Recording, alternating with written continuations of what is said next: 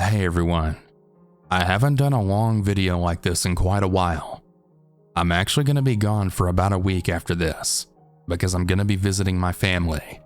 I hope you enjoy this 3-hour compilation, and I promise, as soon as I get back, I'll get right back to narrating these spooky stories for you all. And until then, have a great weekend, and remember to always stay hungry.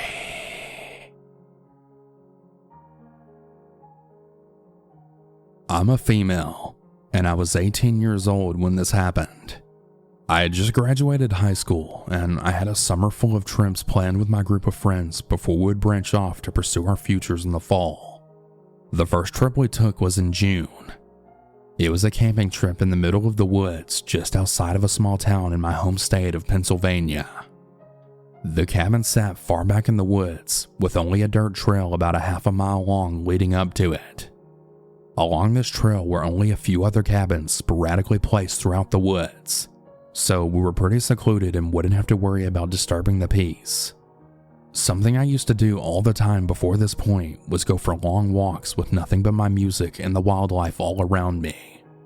I often did this to clear my head, sort of a recharge. I remember spotting one of the other cabins on our way to the site along the dirt trail. It was obviously a party cabin, filled with middle-aged drunken men. I didn't think anything of it at the time, just thought they were a normal group of hunters spending a weekend at their cabin. One morning just after breakfast, I decided to go for a walk before the rest of our crew was fully awake. For the duration of the walk, I had an unsettling feeling that someone was watching me. When people say you get a feeling when someone is watching you, it's no joke. The hairs on the back of my neck practically stood straight. When I had passed the cabin with the men going up the trail, the feeling hit me, and it lingered like a sickness for the entire walk until I had turned around to return to our cabin. As I walked back down the trail and was approaching the cabin with the men, I had noticed someone was watching me from behind a thicket of bushes bordering their grass lot. I couldn't make out what they were doing at first, but as I got closer, the person began to pace, occasionally peeking out from behind the bushes to look at me. The feeling I had been suppressing had now swelled in the pit of my stomach. It was like the natural survival instinct in me was then switched on to full power. Something wasn't right with this situation. Though I was panicking on the inside, I tried to remain as calm and nonchalant as possible, hoping the stranger would go away. As I drew closer, I could make out the figure was a man, probably in his late 20s to early 30s. He had a hiking backpack on of some sort and was holding something in his hands. Uncomfortable and afraid, I pulled out my phone and pretended to be busy scrolling and tapping away on my screen. Maybe the man was waiting for one of his buddies and was totally uninterested in me. I had left my eyes off the man for a matter of seconds, and when they had returned, my stomach dropped and I stopped dead in my tracks. The man was now standing in the dead center of the trail, staring me down. He was no more than about 50 feet away from me now. In a panic, I did the only thing I could do. If this man happened to have any sinister intentions and I couldn't take him, I was going to make damn sure someone knew. I stopped in my tracks, and I immediately sent one of my friends at the cabin a message, saying where I was and explaining the situation just in case I didn't come back. When I glanced up from my phone, I could now tell what the man was holding in his hands: a tattered, discolored rag. The man now began to slowly walk towards me, his eyes not even leaving me for a moment. I had reached maximum panic mode at this point, and I made a 180 to go back up the trail and away from the man. Moving at a quickened pace, but not enough to raise suspicion, I called my friend and I asked her to send one of the guys to come and get me, and I then told her the whole situation. At this point, I was in tears and I couldn't hold back my fear. I stayed on the phone with her until one of my friends had arrived to walk back with me to the cabin. When my friend arrived to walk back with me, I had explained the situation to him, and it was almost as if he didn't believe me. I remember being embarrassed for the rest of the trip. Nothing I could do or say would make them believe me or understand the fear that I had felt. I had nightmares for a while afterwards when we had returned from our trip. Nightmares about how the situation could have played out if I hadn't backed away. All I can say is that I was lucky. There was no telling how far things could have gone if I hadn't listened to my instincts. For all I know, my nightmares may have been the way the situation could have panned out if I had made the wrong choice. I will never know what that man was planning to do or what the rag that he clutched in so tightly in his hands was for. One thing I want to say is that I'll never let my guard down again when walking alone. This happened back when I was 14 years old in 2019. Me and my dad were taking a road trip down to Southern California for a summer camp I was enrolled in. We drove about 8 hours before deciding to stop and camp for the night. If you've ever been to Central Valley, California, you know how desolate some parts of it are. By the time we found a campsite, we hadn't even seen any civilization for about 2 hours. My dad is a very experienced outdoorsman. Unlike me, he goes camping in dangerous and abandoned spots a lot. Because of this, he has a specialized tent that sits on the top of his car.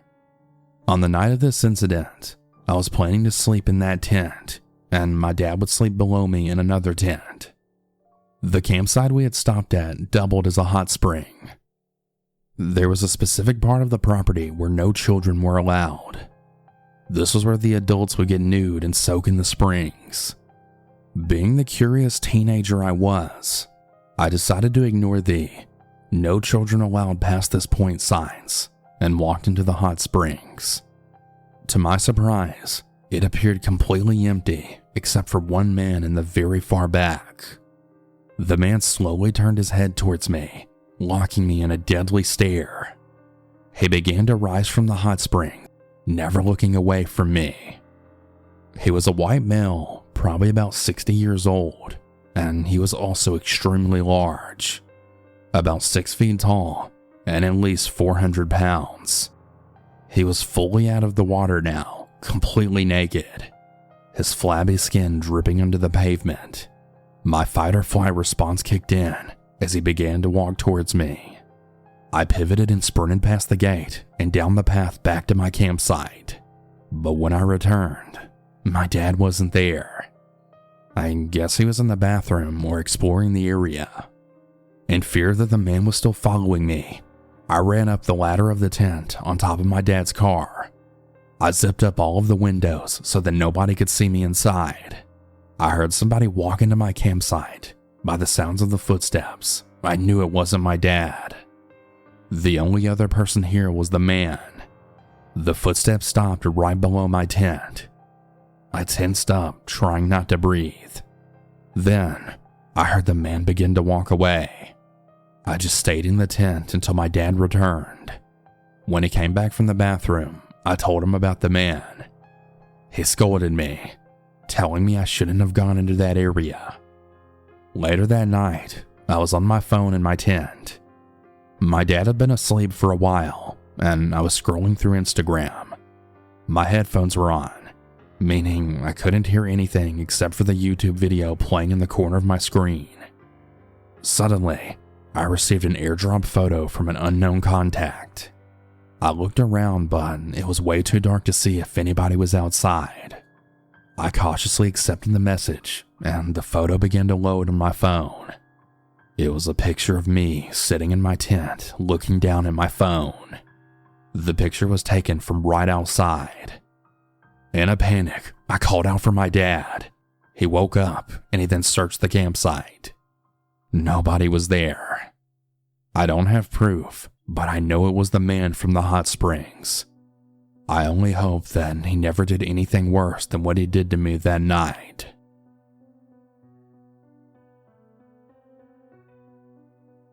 This happened during the summer after I finished the 5th grade. I went to a day camp that was pretty far away from where I lived. There were around 50 buses that would drop off and pick up people from all different locations in our state.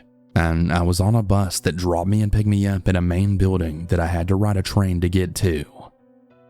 There was another bus station that stopped near me, but I chose not to take that one because I lived in 2 different apartments. Boy, had I made a good decision without even knowing it, but I'll get into that a little later. I had a decent amount of friends, and we would meet up at our designated areas every morning before doing activities with the counselors together. But twice per day we would go swimming, and our entire camp went. And that is when some of the messed up stuff then happened. Anyway, that's all for the context. Some of the strangest people went there, but there was one dude who took things way too far. His name was Steve. He was a very scraggly looking guy with long curly hair, and he smelled like CBD and marijuana. He gave everyone the creeps. Now, things that summer started out okay, but I started seeing Steve during the times when all the groups would meet up together during the day, and he would inch towards us. Before he even approached my friends and I, we're all girls by the way, he would garner all sorts of attention for the strange stuff he would do. He had this really high-pitched and annoying voice, and we would often hear him singing really cringeworthy songs, none of which I cared to list because it drove me insane. He would be on the loose, running around the entire place while screeching at the top of his lungs, and I never knew why. We all found it crazy, but would you know it, the more distance we tried to keep, the more he would appear around us. Within a few days of the start of camp, he was already trying to talk and start up conversations that none of us felt like having. He also began to follow us down in the pool later on that same day. He wiggled under the ropes to get to our section. At first, it was hilarious because he could barely swim and was trying to run through the water towards us with this corny smile on his face. It soon became irritating though, so we swam away to a different section. He was just nuts, but it became more than what we thought. He would start coming up to us whenever we crossed paths, and every time he would bug us and just hang around, and he would try to throw himself in my friend Alexis. She was visibly uncomfortable, and he started telling her that she belonged to him forever, and that he will get her to love him. We would always tell him to get away from her, and that he's being invasive as hell. Even then, he wouldn't stop hanging around her and making his creepy advances. Other people started noticing, and they all began to keep their distance from him too. We told our counselors and they just brushed it off as him being nice, which I didn't really buy at the time, and I'm glad I didn't. This was much more than just friendliness on Steve's part. It wasn't long before a rumor spread that Steve had a plan to get each and every one of us in our friend group to fall in love with him. A guy I'd been talking to named Mark had told me this. He said that he and some of his friends saw Steve crawling under the bleachers to most likely spy on us when he thought no one was looking. He would allegedly lay down and watch us eat lunch for over half an hour. This went on for ages. Mark had also seen him wandering around the field that I would often hang out at while saying weird things to himself. Apparently, he was saying that if it didn't go well with Alexis, I would be next. This had creeped me out to no end, but also made me question why Steve thought he could do this.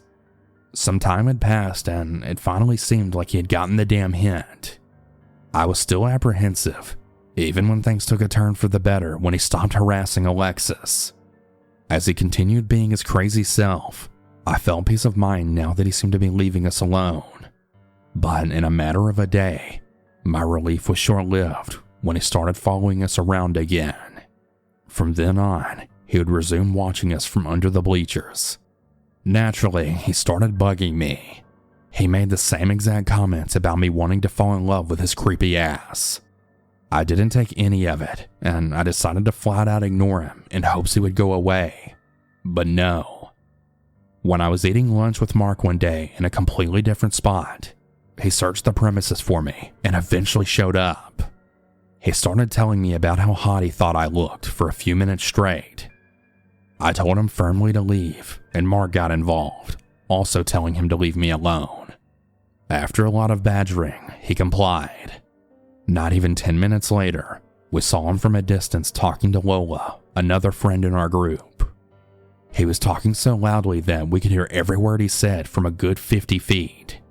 She was taken aback because he kept asking her if Mark and I were dating. Lola kept her mouth shut, since she knew Mark and I liked each other but weren't dating. Now, Lola had told Steve that her name was Julia, as she didn't want to give out any personal information. She was telling him to quiet down, as he grew angry without getting answers, when surprise, surprise, another wacky kid named Jean started calling out for her with her real name. When she stopped responding to Jean, Steve flipped out, calling her a liar and threatening her. This may sound like a soap opera, but I kid you not, he really went off on her like that. I was prepared for him to threaten me, so I just convinced myself that I would really roast his ass if he did that. And he did eventually cross the line, just not in the way I'd expected. About a week later, I noticed that he would catch up to my friends and I when we were in the pool swimming away from him.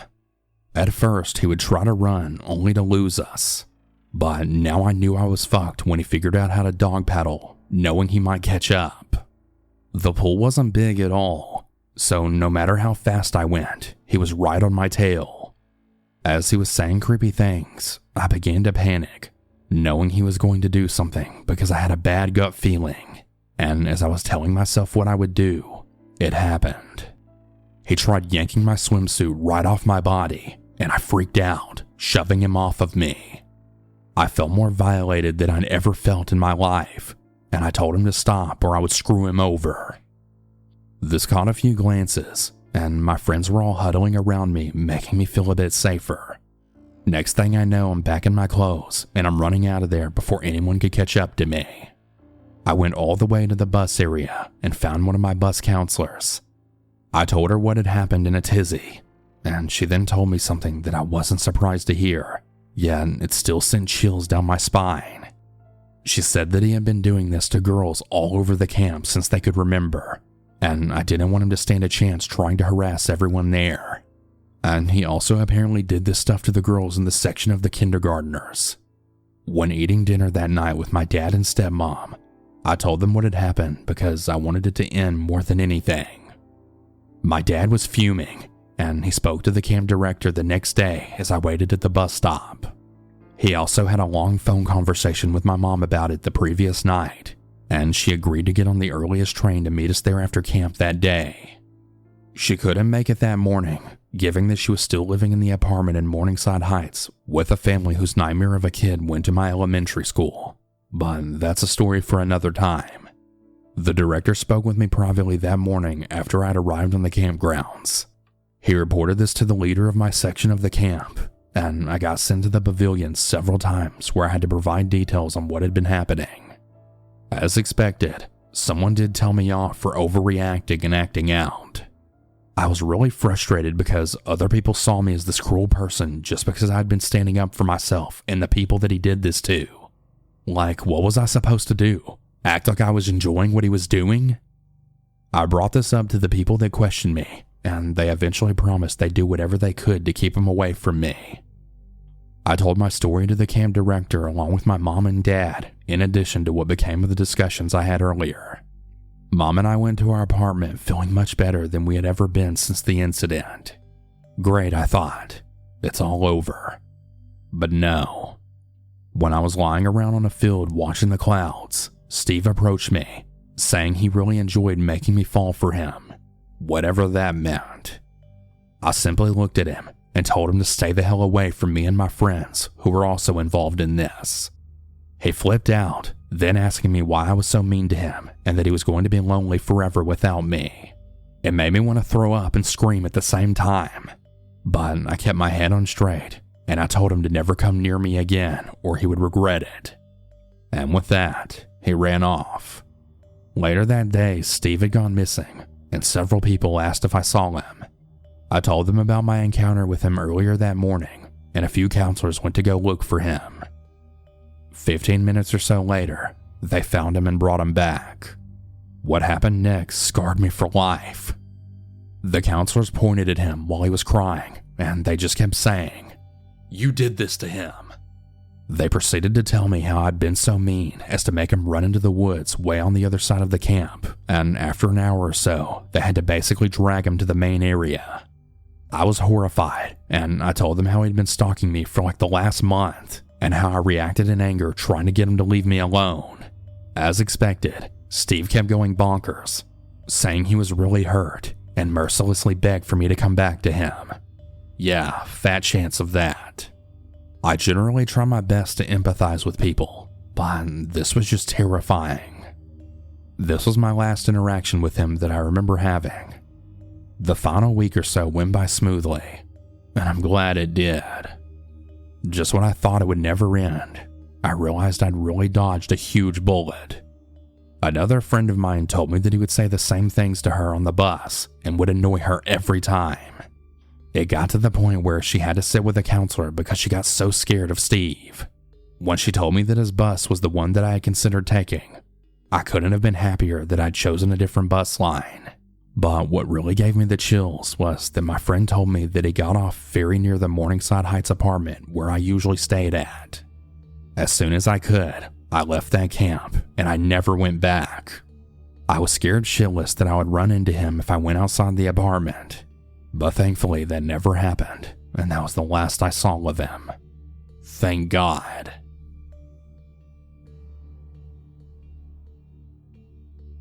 This took place in the late 1990s, not too long after I graduated high school. A little backstory first. I met this guy when I was about 14 or 15. He was older than me. I never really knew his age since he often lied to me about it, but he was at least a few years older than me. He became my off and on summer fling / romance for a few years. Nothing really serious. When I was a senior in high school, we connected during the winter one night, and he asked me to be his girlfriend. I did like him a lot, so we started dating full time. He was sweet. I missed most of the red flags, like him worrying about all the other guys in class noticing me if I wore a dress or something. Right after my 18th birthday, we moved in together. I was still in high school, and I had an after-school job, so I thought I could handle it. Plus, I thought it would be a helpful life partner and we could get a life together. I was wrong. I graduated high school and ended up getting 2 jobs, and he would keep quitting any job he had. I was also preparing to go to a local college. I was determined to do it all though. After about a year of this, and some really crazy fights that became physical, I ended up just becoming numb to the life I was living now. I say physical, but the truth is, he was physically abusive. Between the physical and mental abuse and torture, he wore me down. I knew I deserved better. I knew he was lying every single time he told me that he would never hurt me again. I also believed him when he told me he would kill me and think nothing of it. I won't tell every single time he beat me, but one of the times I truly thought he was going to murder me. I had been at home with our baby boy while he was out with friends or whatever he was doing. It was a pretty good night. I enjoyed being a new mom, and I'd liked the time away from the guy. It was relaxing. I'll refer to him as Asshole. Well, Asshole came home later this winter night, and he had brought a friend with him. I knew the friend, but not too well. They came in the house, and everything seemed to be going okay. But I noticed that Asshole was being a little sarcastic with his tone towards me. It was a fake nice and sarcasm that usually came before he wanted to start a fight. I then prepared for him to start arguing. I thought that his friend being there would be a safety net of some sort. Boy, was I wrong. I made sure not to do anything to make him mad. I stayed close to my little boy and let him and his friend just hang out, talk, and drink, and whatever they were doing. I couldn't pinpoint exactly what caused him to snap that night, but he did. It was the worst I'd ever seen him. He wanted to fight me. He screamed in my face that he was going to beat me like a man, all while I was holding our baby. His friend followed him, or at least not standing too far away from him. I tried to run, but he blocked me before I could get away. He told me he was going to kill me. I saw his friend just standing there, panicked. I handed him my baby and then said, "Please don't let anything happen to him." The moment my baby was in his friend's arms, I felt my hair being ripped out of my head. Asshole began kicking and hitting me. I got away long enough to make it to the living room where our landline phone was. I dialed 911, and right as I hit the third, he picked me up and then slammed me down on the ground. He slammed the phone down to hang it up and then cracked me on the face with it. I thought for sure that 911 call didn't go through. He began hitting me so hard and choking me that I was blacking out and seeing stars as my head spun like crazy. I looked at his friend and I begged him to go get help. He just stood there, scared to death. Asshole then told him if he did, he would kill him. I understood in that moment that his friend was truly just as scared and didn't know what to do. I wasn't mad at him for not helping. I was just really thankful that he was protecting my baby. I knew this was going to be it. Asshole was going to kill me like he often said he would. He would have no remorse, just as he promised. I wasn't about to make this easy on Asshole. I fought back, harder than I'd ever fought back before. He was on something, which I later found out, so his strength was definitely not something that I could match. Not to mention he was about 100 pounds bigger than me, but I was a mom who wanted to live to see my baby grow up. As he hovered over me, hitting me in the head and choking me, I grabbed his balls and twisted and pulled. It didn't faze him. He was so high. I was tasting blood and feeling so numb. He was beating me so bad that I wasn't even hurting anymore. Maybe it was the adrenaline in the moment. I don't know. But suddenly, the hit stopped. I no longer felt my head getting bashed in, but weirdly enough, I heard a pounding. He got off of me, and for a split second, I didn't know what was happening. I wasn't even sure if I was still alive at this point. Finally, I stood up as he told me to be quiet. The pounding was the police knocking on our door. The 911 call had been an open call, and the entire fight was heard. Asshole answered the door, and he told me to stay back. He started to tell the police some story about the baby just crying. I stepped in the view of the officer who looked at me, and he immediately threw Asshole against the outside of our home. The rest seemed to happen so fast. Asshole was being arrested, and an officer was talking to me and taking my statement. One of the cops told me that I had one of the worst injuries he had ever seen a person have and still be alive. Asshole had hurt me so badly that he had beat a hole into my lip where I couldn't even have a drink without the water going through. He called me from jail, and the exact words he said to me was, "Why did you do this?" He really wasn't even sorry at all. He didn't even lie to me this time and pretend that he was. I left him. He was eventually sentenced to 26 days in jail. He never served them because he moved to another state before he could be arrested. He managed to find me and stalk me, but I'd stayed strong and stayed away from him. Eventually, he had moved on to his next target. I have truly felt so much guilt over this, but the next woman was beaten and choked too. But she wasn't just beaten, she was also choked to her death. He took the life of someone, and I'm sure he thought nothing of it, just as he always said to me. I know deep in my heart that if I hadn't walked away, it would have been me he killed, but I'm so sorry to that woman's family. He's in prison now, probably feeling no remorse at all, but hopefully he's getting justice served to him in other ways. I'm just so glad that I actually got away from him.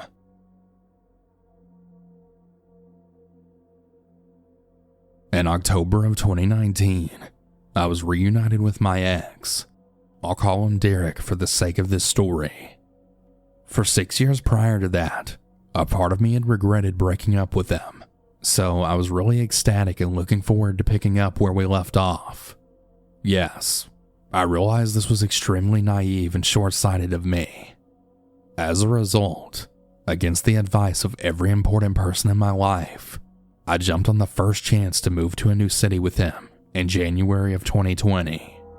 We rented a cute 2-bedroom duplex in an urban part of Southwest Washington and settled into the idea of fulfilling the 1-year lease that we signed. I was new to the area, and he had all the information on events in the area.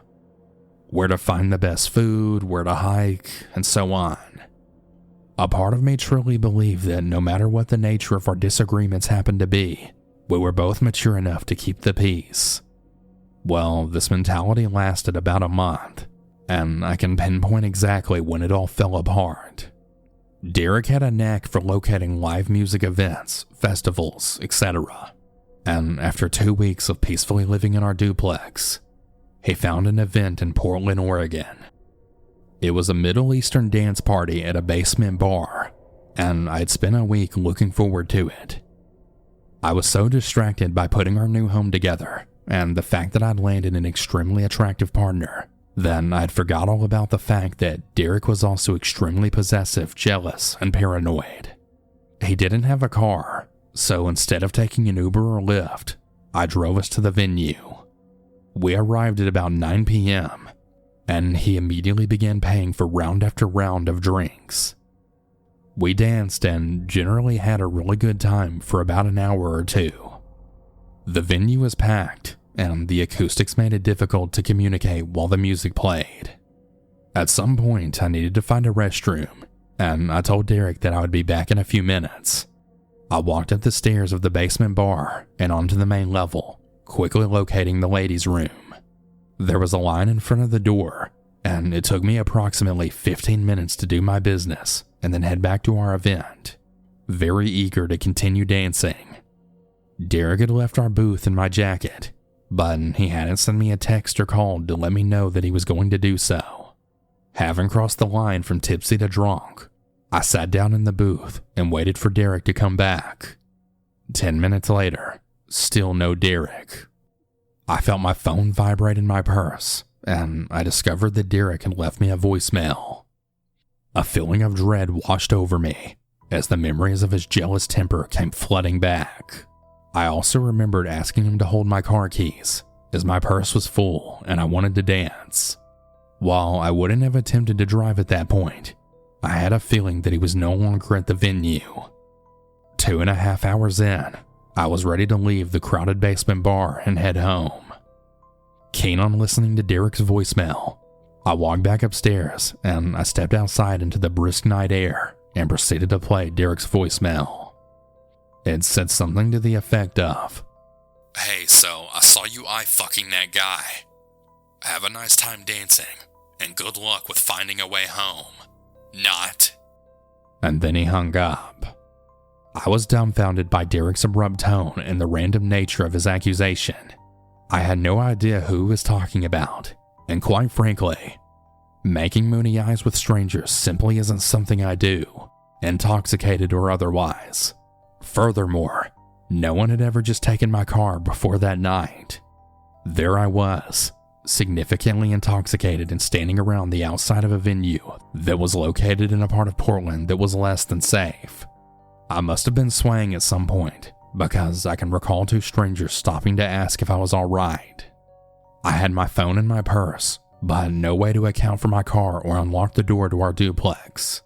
Either way, I knew that I didn't want to stay at the venue until last call, and I proceeded to request an Uber. I can recall telling my Uber driver about what had happened on my way home. Fortunately, the driver was genuinely concerned for my well-being and said, "You realize that you could report your car stolen, right? Did he specifically say that he was driving back to your place? That's totally unacceptable." "Yeah, you're right," I said. "I just hope he didn't lock me out of the house. And I hate to ask, but would you mind waiting a couple of minutes while I try to get back in?" "Sure, no problem at all," he said. We pulled into my poorly lit complex, and I quickly discovered that Derek had stolen my car and locked me out of the house. It was at that point that I was just starting to sober up, and knocking on the front door yielded no results. Out of sheer fury, I climbed over a bush, popped the screen off the living room window, and discovered that it was unlocked. I waved at the Uber driver to let him know that I'd been alright from there, and then I slithered into the living room, where Derek sat on the couch staring straight at me. My car keys were sitting on a shelf right next to the window. It was as though Derek had left them there just to taunt me. I picked them up and then threw them on the floor, yelling, What the fuck, dude? What happened? Didn't you get my voicemail? Derek sneered. I'm sure you hooked up with that guy in the bathroom, so I decided to go home. What guy are you talking about? I yelled. Derek was never able to describe the man in question. I even unlocked my phone and tried to hand it to him, telling him to scroll through as many texts and emails and messages as he wanted. He refused to take the phone, and I went straight to bed, sequestering Derek to the couch. He played many mind games similar to that after that night. Needless to say, we didn't make it as roommates for more than another 2 months. Mask mandates were established in March 2020 for our area, and he actively refused to comply with them, which left me feeling incredibly uneasy. Following several additional incidents, a call to the cops, and Derek intentionally taunting and leaving my indoor cat outside, I told him that I wanted him to leave and that I'd be fine with paying rent on my own. In April 2020, 3 months after signing our 12-month lease, Derek moved out, and I was finally able to breathe a sigh of relief. Hindsight is usually 20/20, and I certainly feel that way about the scenario. For several months, I kicked myself for moving in with Derek as quickly as I did. But the important thing is that I learned from my mistakes. I eventually met my fiance, and we dated for more than a year before moving in together. But I hope someone reads this and takes it into consideration before succumbing to the allure of moving to a new city with someone they're not compatible with. And on a final note, Derek, should you ever see me again, I really hope you've gotten your life together in some capacity. But please, don't ever approach me again.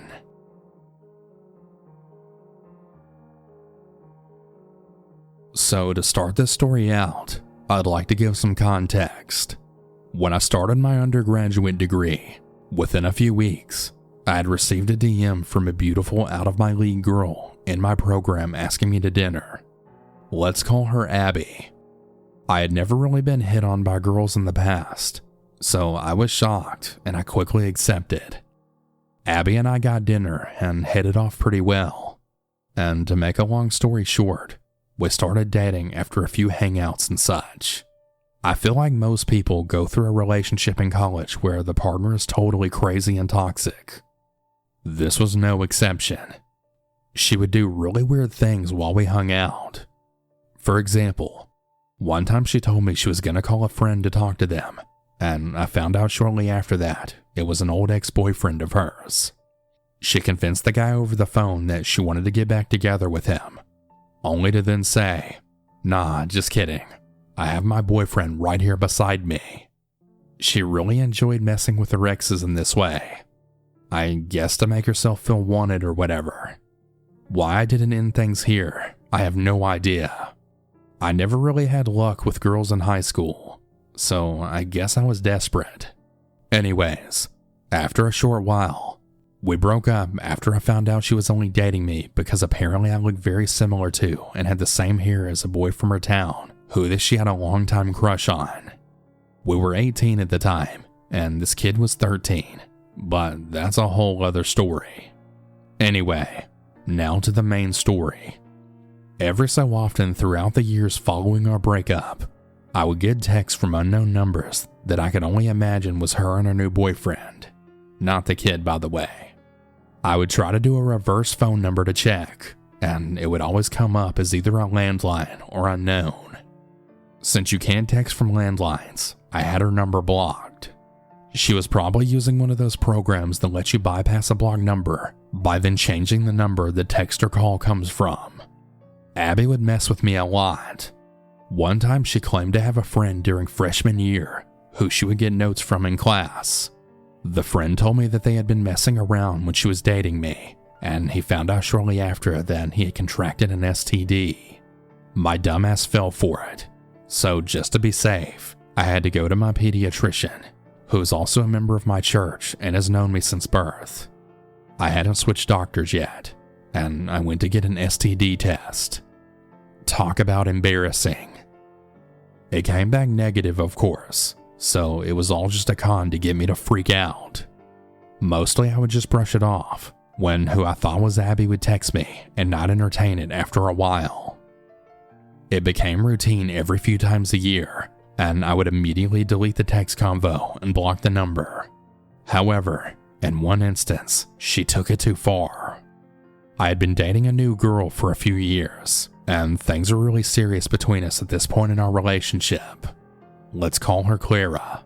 One day I got a text from a number saying they had matched with Clara on Tinder, and they saw me on her Instagram as her boyfriend, so he was doing me a favor by letting me know. Let's call him Bob. I already thought the story was off because how could this random guy get my number just by seeing me on her Instagram? It wasn't a DM, it was a text message that he sent me. Bob sent me screenshots of the profile with multiple pictures of my girlfriend, one of which I hadn't seen of her before with her in a bikini, and even a Tinder conversation that went on between them. It went something like this. The screenshots included details of her house, along with the same address that I knew belonged to her. They also were there for sure at some point. I know this because the number also sent me a picture of them waiting in a car outside the house. At first, I started getting really upset and freak out because I thought it was real. How could anyone fake a Tinder profile like this and know all of that information? I had never used Tinder before, so I wasn't really familiar at all with the app. It had to be real. However, when examining the screenshots further, I noticed something odd. In one of the screenshots, Bob had sent a text saying, "Okay, bet," but the text bubble was way too long for the short message. I asked a friend if I could test out this theory, so I made a fake Tinder and we matched. I then proceeded to send a short message, and sure enough, the text bubble didn't stretch out further than the message. I then started to look up templates for fake Tinder accounts online, and I then noticed one that had the exact same time, battery percentage, and carrier that the person's screenshot had. This basically confirmed it was fake, but here's where it gets even worse. I blocked the number, and I then sent the screenshots to Clara. She started freaking out, and then called me right away. She started asking me who sent that to me, while also insisting that it was fake. She had no history of cheating or anything, so I knew to trust her, especially with all of the evidence that pointed toward it being fake. She told me that the first photo used in the profile had been something that she uploaded to her best friend's Instagram story over a year ago. This means that this sicko had been planning this for over a year, and how they got access to her best friend's Instagram, I'll never know. You have to manually add someone to that list in order for them to see it. What makes it even creepier is that she had only just moved into that house a few months before I got the texts. Somehow Bob had found out Clara's address and had actually drove there to see what kind of house she lived in. I researched online and found that most of the time, if you want to find someone's address based on their name, you have to pay a small fee to a service online. The fact that Abby went to these lengths just to try and sabotage my relationship still sends shivers down my spine. Clara was also super freaked out for a while, and rightfully so, and she was really scared to stay in that house. She ended up bunking with her dad in his house for a while after this. We haven't been together in over a year now, but I really hope she hasn't received any more contact from Abby. As for me, I still get the odd text every now and then, usually insisting that it's a former lover of my old girlfriend from when we were dating. Yeah, pretty damn creepy.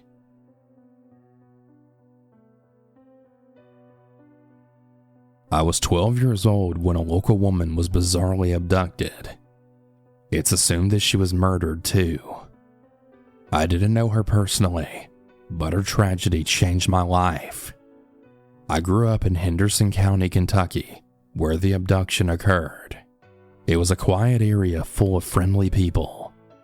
One summer evening, my mom arrived home and she sent me to bed. It was earlier than my usual bedtime. Unable to sleep, I snuck into the hallway and peeked into the living room. She was watching the local news and crying silently. It was strange seeing Mom cry. She was a strong, independent woman who rarely ever showed her emotions. She kept the volume low and sat crisscross in the front of the TV. I held my breath to hear the reporters. They spoke of a young woman who was sunbathing by a local river. A male witness observed her abduction. The witness, for some reason, was watching from a distance, likely being a creep. He watched as a male snugged behind her, snatching her by the hair. The man then dragged her into the woods while she clawed, kicked, and screamed. They didn't say she clawed, kicked, and screamed, but one might imagine that's what happened. The witness, probably terrified, called the police. The next morning, after a sleepless night, Mom sat me down. We talked about life, death, and evil people. It was our first adult conversation, opening my eyes to the real world. Henderson County was different that day. Everyone's southern glow faded, and I didn't see their usual smiles. We were in the supermarket strolling through the aisles. Whispering conversations about the abduction were all I heard. Each aisle contained a separate set of middle-aged women gossiping about their theories. My mom purposely avoided them, turning her cart around each time. When it was time to check out, the cashier looked happy to see Mom. They embraced with an awkward hug over the counter. My mom introduced her as her high school friend. I don't remember her name, but she was kind. The kind cashier began speaking about the abduction. My mom glanced at me and tried avoiding the topic, but her blonde friend kept talking. She spoke of the missing girl as if she was a friend of Mom's. I don't remember what was said exactly, but I asked her about it on the car ride home. My mom broke down telling me that the missing girl was her childhood best friend. They had a falling out and they hadn't spoke for years. Her behavior made sense. She was grieving. Later that night, Mom was called to work. As much as she hated leaving me with my grandmother, which was my shithole dad's mom, she had no choice. She dropped me off around 5 p.m. She was only covering a few hours, so I didn't mind spending time with Grandma. Her house was near a small country-style park. She often let me run across the street to play. She kept an eye on me from a distance through the kitchen window. There were usually neighborhood kids playing freeze, tag, or football, but not that day. It was completely vacant. I made the most of it. I played on the swings and went as high as I could. I closed my eyes and imagined flying. I looked across the street and waved at Grandma. Seeing I was safe, she smiled and walked to another section of the house. I closed my eyes again, and when I opened them back up, I was no longer alone. A red truck pulled into the parking space about 50 feet from me. When its engine shut off, I waited for another kid to open the passenger door. I waited several minutes to no avail. Finally, after watching the truck for about 5 minutes, a scraggly-looking man stepped out of it. From the moment he opened the door, we maintained eye contact. He smiled weirdly. I didn't know what a vibe was at the time, but I knew that he had a weird one, whatever it was. He yelled over to me, "Hey, I'm lost. You want to help me out?" I didn't say a word. His smile disappeared, and he looked around excessively. Are you broken? Did you hear me?" I just nodded my head. I looked over to the kitchen window, but I didn't see my grandma. "Where's your parents?" When I didn't respond for a third time, he became annoyed. "Come on, I'll take you back home. You shouldn't be out here alone." He began walking towards me. My heart stopped when his walk then turned into a hustle. I clearly remember the sound of his baggy blue jeans as he then power walked towards me. To this day, I still have nightmares about that specific part. In my dreams, however, I can't scream. I try, but my voice doesn't work. I also can't run. It's like I'm just moving in slow motion. He usually grabs me and covers my mouth, dragging me to his truck. I'm here typing this story, so obviously I was lucky. As he approached, I stood up and I screamed so loud that it stung my throat. He stopped in his tracks and he looked perplexed, almost impressed. I'm not sure, but I think he actually expected me to do nothing, to sit there frozen like a game of freeze tag. Not 3 seconds went by when I then heard my grandma's voice. I don't remember the words she screamed, but it made the dirty-looking man take his eyes off me, which was a relief words cannot describe. He chuckled, calmly lifted his hands as if to say, "Just trying to help," and then walked back to his truck. And when I say walk to his truck, that's exactly what I mean. And frankly, it was the scariest part of the experience. He casually slowly walked back with his hands in his pockets, staring at Grandma the whole time. Once he drove away, I ran back to Grandma and I clutched her tight. She called my mom, who was rightfully furious and terrified. She picked me up within 5 minutes. Mom made me speak to a police officer later that night, but honestly, I don't remember any of it. I just remember her being frustrated and calling the cop useless. She was a respectful woman who respected authority, but under the circumstances, I'm sure she had a reason to be upset. Since it's a real case with a real victim who I would like to respect, I won't dive into specifics. However, the possible identity of the man who abducted my mom's friend was released. He was found dead soon after. Suicide, I think. I'm not just saying this, but his description actually matched the man who approached me at the park. I'll never know for certain whether it was him or not, but I have a feeling it was. I'm sure with enough research I could find a picture of the suspect and compare it to the scraggly man at the park, but truthfully, I'd rather not know. I know it's a crazy story, and I know you may not believe it. Hell, I don't blame you. However, if nothing else, I really hope you research the case and pay respects to the victim and her family. My mom's gone now, but she'll forever be with me. Writing about my experience is therapeutic, and it really reminds me how good of a mom she truly was. So for some context, this was close to about 5 years ago when me and my friend were closer. I was hanging out with my friend who we'll call Mia, and we were at her dad's house like we normally did. But today, we went with her dad to help this old lady out with her plumbing, and we played with her grandkids. Let's call him Jake and his brother Mike. We were hanging out in his room playing board games for a few minutes until we got bored of them and then decided to play hide and seek. Now, this wasn't a house that was easy to seek in since it was so big, so we played outside. Now, the backyard had a fence around it, a few bushes and a small pool. Not many places to hide. About 4 rounds later, since I was no good at hiding, it was my turn to seek. Standing inside the back door to where I couldn't hear or see them hide, but quick access to get out. I had checked the pool since it wasn't filled, and I found Mia, then behind the bush, and I then found Jake and Mike. Finally, we were getting tired and sweating since it was the summer, so walking inside, I was the last one in line. Slowly walking inside, I had heard movement, but I didn't know from where. So slowing down even more to see if it was just my imagination, I turned around. Nothing. Continuing to walk to the door, I then heard a loud voice then say, "You forgot about me." Now, knowing it was only me, Mia, Jake, and Mike, this scared the hell out of me because they had just walked inside the door and were already getting drinks and ice pops.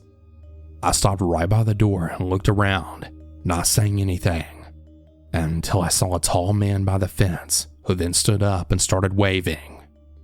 Thinking it was the neighbor, I said hello to him. "Hello there," he said.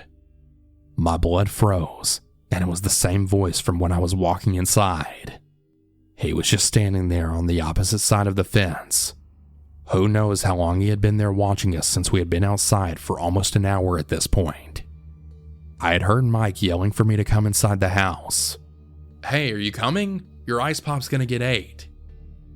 When I got inside, I had told my friends about the man, but when Jake heard about it, he said no one had lived in the house behind them for 5 years. Still to this day, knowing that someone was probably watching us play outside for the hour we were out there still really gives me the chills. We never told the adults because we know they already thought we were imagining things or making things up since we were just kids. So it was pointless. But still, that experience was really creepy. I need to give some pretty big trigger warnings for sexual abuse, sexual grooming, self-harm, and also mentions of suicidal thoughts and actions. I've told my story publicly about my experience with my dad, and I've been a stronger advocate since.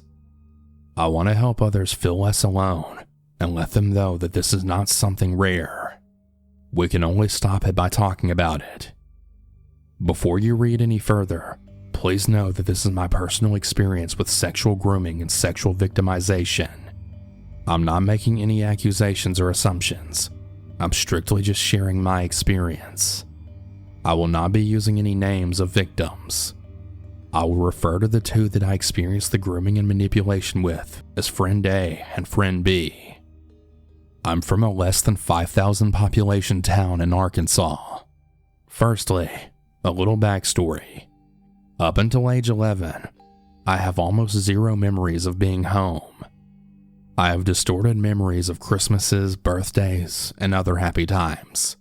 But I cannot even tell you how I got home from school or what I did while at home until I was 11. This was the age I had my first best friend. She moved into our neighborhood, and we instantly became close friends. Friend A was the person I wanted to be. I was a couple of years younger, and I didn't have an older sibling, so I idolized her. She was athletic, had several friends, loved good music, dressed stylish, etc. Overall, she was extremely outgoing. We hung out after school almost daily, either at her house or mine, talking about music, sports, boys, your typical middle school girl talk. Fast forward a few years, she stopped sharing her interests with me, stopped coming over, stopped inviting me over, and finally, stopped talking to me altogether. I was sad, but I just assumed it was because she was older and had made other friends her age, so I just accepted that and carried on. We also went to different schools, so we didn't have that in common either. Leading up to that, however, I noticed huge personality changes in Friend A while we were together. She became very isolated and reserved. She always wore a hoodie with the hood up. She also started talking to me about her stalker and how he was harassing her via text, email, phone calls, leaving notes on her vehicle, and also watching and spying on her. I didn't know what to do with this information, so I told my dad. At the time, my dad and Friend A were having what we were led to believe were counseling sessions, so I let him know so that he could help her. Little did I know, it was my dad that was her stalker. When I told my dad about Friend A's stalker, he rolled his eyes, and he told me that Friend A is a compulsive liar and just saying things like that for attention. He said that he would make sure she's safe. When they would have their sessions, I would be told by my dad to not be at home so that I didn't interrupt them. I was even told by my dad to not ride my four-wheeler by Friend A's house because her parents didn't know she was receiving counseling sessions, and they would be upset. I had no idea this was how he was getting her alone with him. I had no idea that while I slept, my dad would take Friend A out of my room and take her to the recreation room of our home for their sessions. I remember one year I wanted to go to a concert with Friend A. We were between 15 and 17 at this time. My dad insisted he'd be there for our protection. I assumed he meant because that concert was known to get rowdy. When we got inside the venue, Friend A sent me a text that said, "He's here," referring to her stalker. She didn't talk the entire concert. Keep in mind, these were our favorite bands, and she just wanted to leave the crowd and sit at a bench. At the time, I was really irritated because I wanted to be in the crowd. I thought she was afraid of the mosh pits, but my dad was with us, so I assumed we were safe. I was wrong. I now know that this was because my dad was using the crowds as an opportunity to have his hands on Friend A without it looking suspicious. I didn't speak with Friend A again until college, and then not until August, when I reached out after learning the truth of what happened. We have rekindled and are healing together through this. I can't help but feel guilt. I know it's not my fault. I was a child, but I can't help it. Looking back, the signs were all there. I just didn't know at my age. While all of this was happening to Friend A, it was also happening to Friend B at the school we attended. Yes, Mills High School. My dad was hugely popular at our school. He was seen as a cool coach/teacher, and the students flocked to him. Just like with Friend A, my dad started telling Friend B that he was concerned about her and wanted to do counseling sessions with her because of the dreams she was writing about. My dad collected dream journals from all of the students as a part of his curriculum. I won't say anything else about Friend B because I don't want to reveal her identity. I've shared my experience with some, but now I'm sharing publicly. I was scared of what would happen if I spoke up. I still am. I feel naked, vulnerable, and so exposed. I hate it. However, if my experience helps just one person, it's worth sharing. I keep waking up hoping this is a dream. I keep asking why. Just fucking why? Why my dad? Why the man that I looked up to? Why my hero? Why? Why? I'll never get an answer, and I know that. All I can do is take what I know now and heal from my experiences, while hopefully helping others heal along the way. How am I doing? I don't know how to answer that with consistency. Some days I feel like I could take on the world. Other days, I don't feel like I can cover myself up enough, and I just want to hide under my covers and cry. All day, I know that I'll be okay. I've got a great support system, a great counselor, and limitless possibilities with what I can do with my life and my experience. I don't know what happened to me. As I previously stated, I don't have memories of being home before the age of 11. I can tell you that I've had nightmares my entire life, some of which include being held down and being sexually assaulted in my childhood room with my eyes covered so I can't see who's on me. I still wake up out of sleep sometimes grasping for air and also drenched in sweat with no recollection of what my dream was. I used to self-harm daily from ages to 12 to 18. I've been suicidal, once going as far as writing out my goodbye notes, going to the place where someone would find me before my family, and then staring at that pistol, contemplating why I couldn't pull the trigger. This was when I was 21. I've since gotten into counseling and on the right medication. I no longer feel suicidal, and I haven't since I was 21, nor have I hurt myself since I was 18. I'm working with a counselor to recall my childhood memories and heal from whatever happened. I'm going to be okay, but I know it won't happen overnight. Healing is a journey, not an event. Thank you for taking the time to read my experience. And I hope like hell anyone who has gone through something similar knows they're allowed to talk about it whenever and wherever they want. We're all in this together.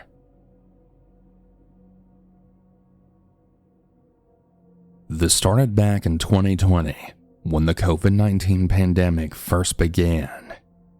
My school had gone into quarantine because a ton of people were getting sick. This led to online schooling. I don't know how other school districts did online schooling, but mine just clumped everyone participating into one class.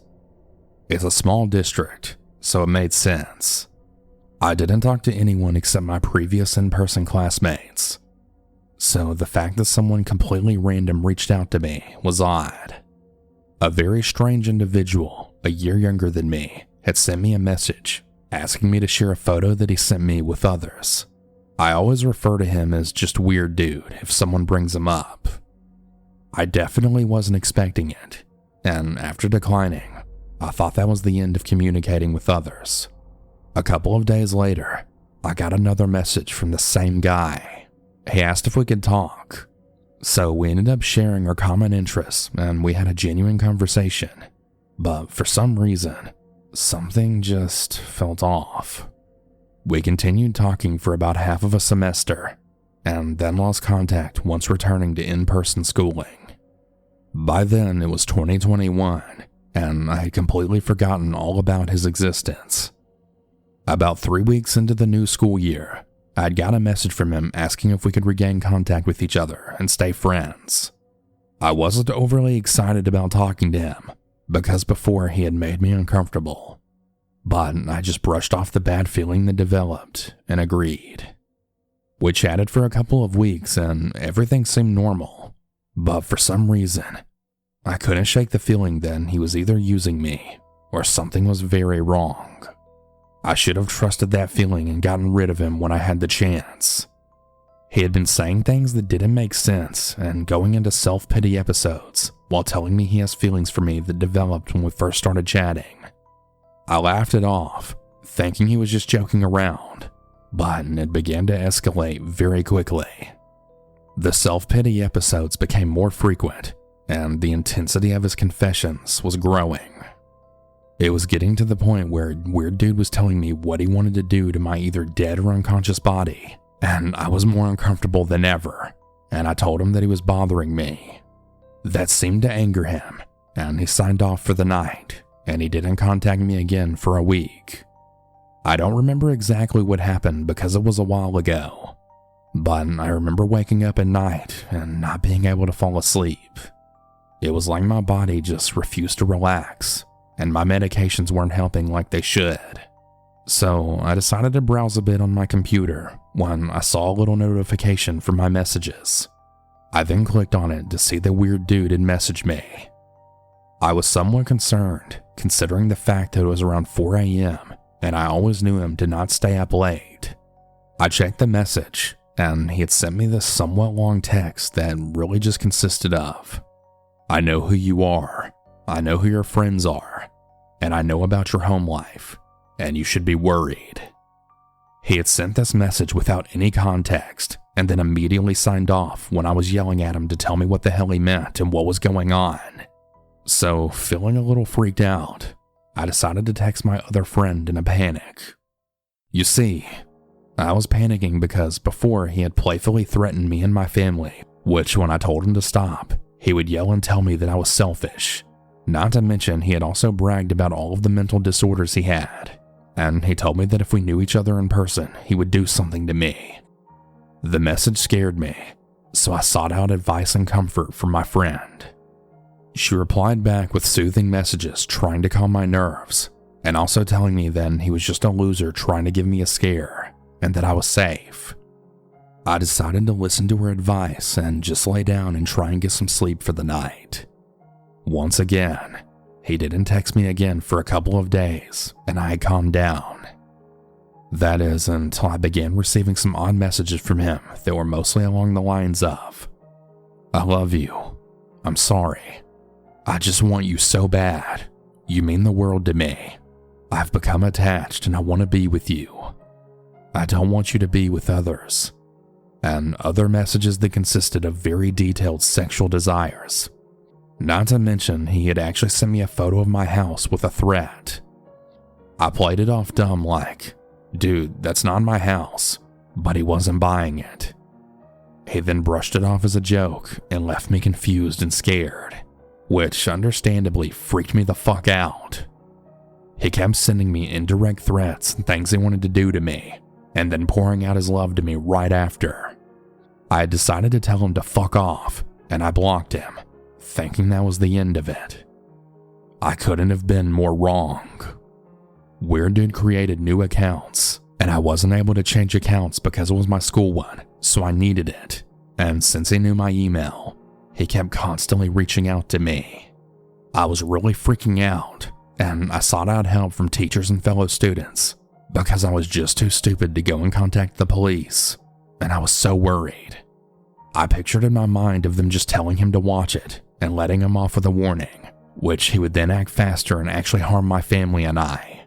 So since in my mind I couldn't get any help, I was keeping it to myself, which was a very heavy burden and I could barely take it, along with all of my studies and events also going on at home. It was around a little after the start of 2022 that I finally had it, and I begged my few friends for help. I was desperate, and I'm pretty sure if my best friend hadn't stepped up, I would have broken out into tears.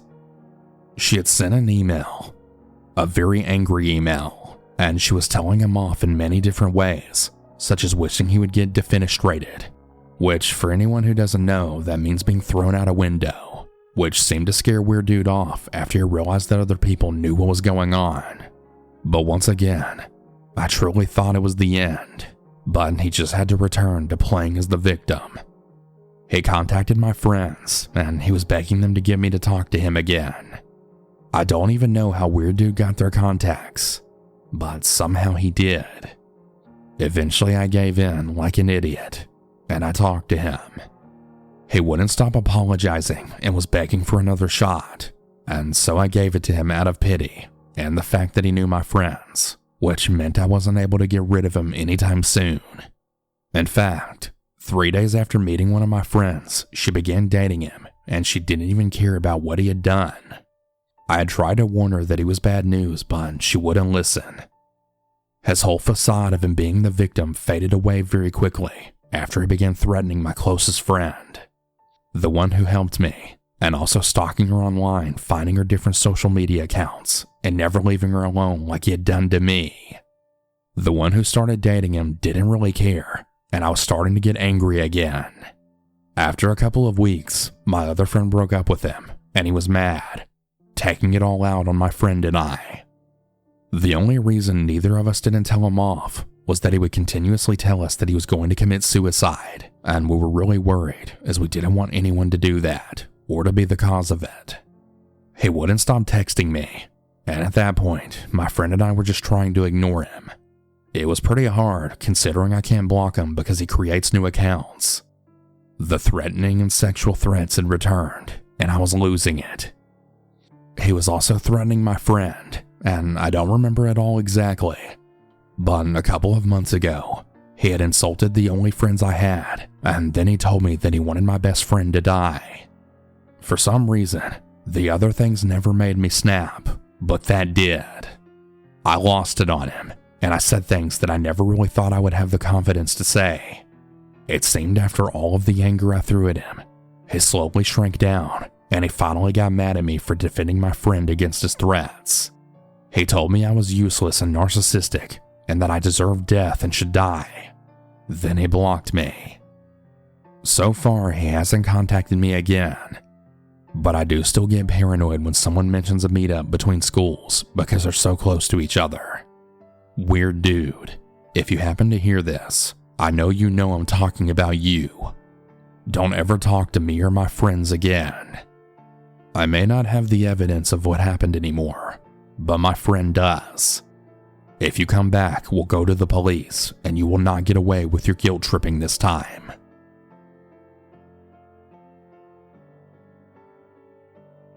A couple of years ago, I started to really grow my online presence.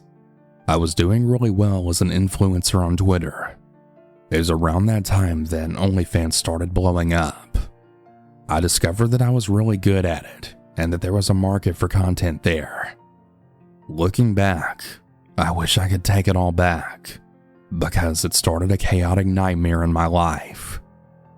Of course, whenever you get involved with sex work, there's a lot of creeps. Most of them I'm able to pick out pretty easily, and I would just block them. But there was one guy in particular that I was talking to on Snapchat who was inquiring about buying some photos. I started to get a really weird vibe from him because of the questions that he was asking. I suddenly saw that I had a new subscriber online, and I'd clicked the profile, and it was completely blank. But I figured it was him since we had just been talking about it. He kept asking me intrusive questions, so I stood up to him and told him that I was going to block and report him to the platform. That really pissed him off, and somehow he got my photos and was able to figure out my real name, which was not published anywhere online. So when I then blocked him, I started to get all types of Instagram messages. They were burner accounts, so I could tell. He had sent me long ranting messages about how I was a whore, a slut, and he was going to tell everybody. He sent me a video of my content that he screen recorded, and he threatened to blackmail me with it and expose me to all of my family. I blocked a few accounts of his, and at my dismay, the messages continued on all of my platforms. He had a lot of crazy people messaging me on Snapchat, threatening me, saying that they're gonna assault me, kill me, etc. And then one day, I got a very chilling message. When I opened it, I realized it was a list of names. All of my social medias were public, so he could see all of my friends on Facebook.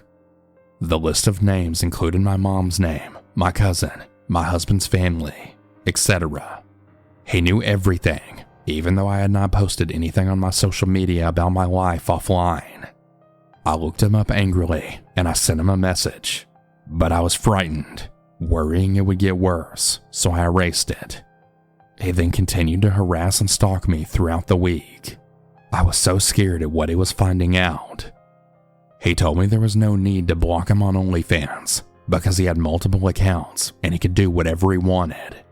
This made me truly paranoid, and I just wanted to delete everything. I wanted to delete my Instagram and Facebook, just to feel some sort of safety. It didn't scare me that he was trying to blackmail me, just that he was able to find out so much information with just my photos.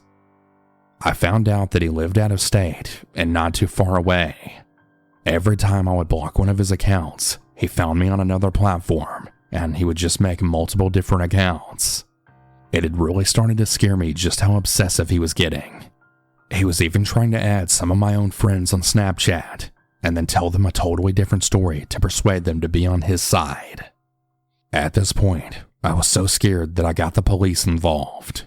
It was a stupid decision, but I had my sister add him on Snapchat to try and get some more information about him so we could do something. As soon as she added him, he had sent her a message and asked if she thought he was stupid. He said that he knew that she was my sister, even though her name was not on her Snapchat at all. There really wasn't a lot I could do. I felt scared even going in public. I was scared for my family and if they would receive horrible messages about me. I didn't want to rope them into this, but I didn't feel safe online at all. And the platform where I was posting content refused to help me take down my content or my page for my own protection. The detective didn't pay attention to me, and he just told me to ignore him and that he would eventually go away. Finally, after a couple of weeks of being cyberstalked, he stopped. It definitely opened my eyes to just how dangerous it is to being online. We really don't realize how much of our information we put out there until it's too late. One thing I want to add is please be aware of what you post online.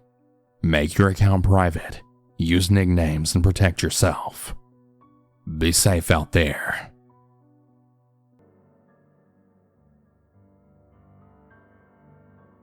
So I'm in 8th grade, and when I was in the 6th grade, we decided to book an Airbnb in Myrtle Beach, South Carolina.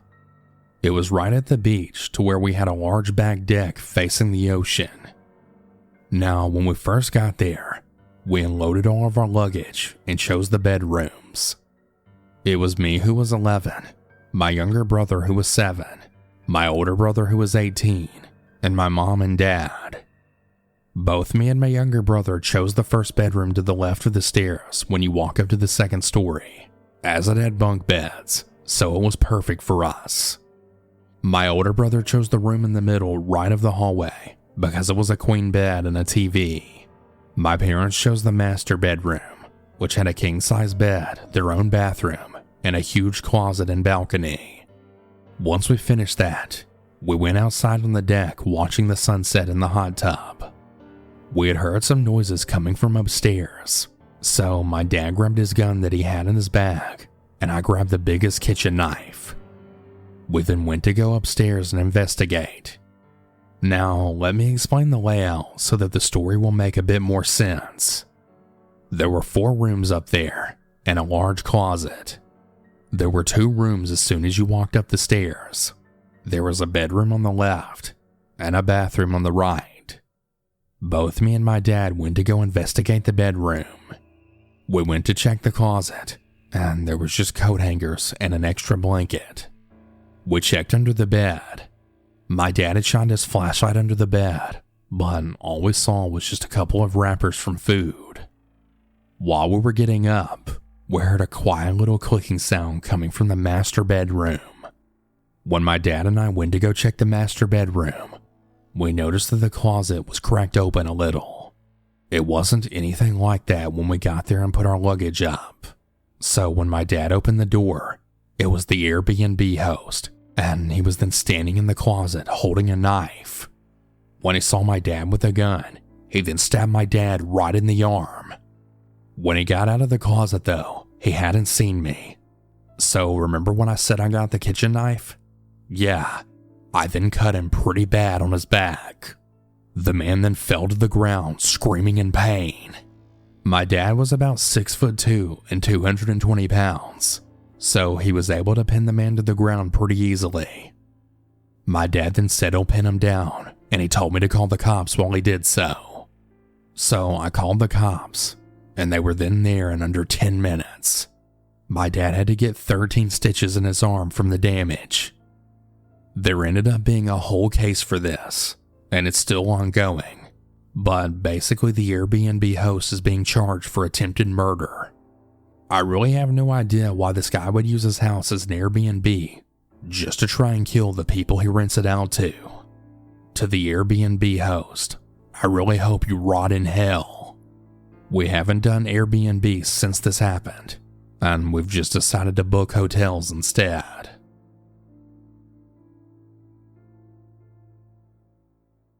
Hi, my name is Lissa. I'm 22 years old and this story happened last summer. For the privacy of my friends, I have changed their names. For a little backstory, in April my roommate Chloe and our friend Anna got pit tickets to see Kane Brown. He was playing at a state fair and we were so excited. We had it all planned out. It was only a couple of hours away, but by the time the concert got out, we all knew we would be tired. So we booked an Airbnb. It was only 10 minutes away from the concert. So the night before, Anna had spent the night at our apartment, and we all got ready in the morning. After we packed the car, we headed downstate for the 3-hour drive. Once we got to the Airbnb, everything was normal. We unpacked the car and we looked around. It was a cute little tiny house with rooms upstairs and downstairs. Once we set our stuff up in our rooms, we had some time to kill before the concert, so we had got on TikTok Live. Everything was pretty normal. Shortly after, we quickly headed to the concert and had a really great time. We were right in the front.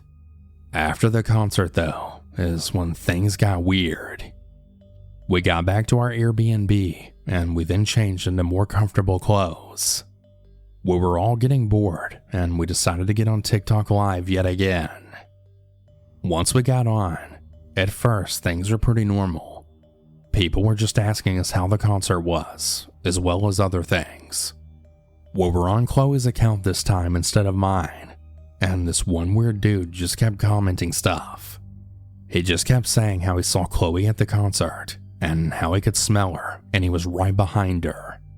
Now, there was at least 10,000 people at the concert, and easily 1,000 people in the pit with us. We asked him if he knew what she was wearing since he just kept claiming he was there. He kept saying all these weird things about how Chloe smelled, and how he wanted to grab her up, etc. We all just kind of looked at each other really creeped out. The guy had a strange username, and his profile picture was the same picture as the one on Chloe's TikTok profile of her.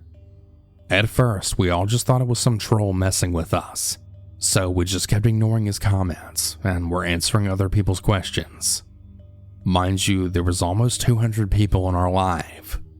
Chloe and Anna were in the middle of answering a question, when I then saw a comment from the creepy guy that then made my heart drop into my stomach. He then dropped the exact address of the Airbnb that we were staying at. Chloe and Anna didn't see it, and so I hit Chloe's shoulder and pointed to his comment.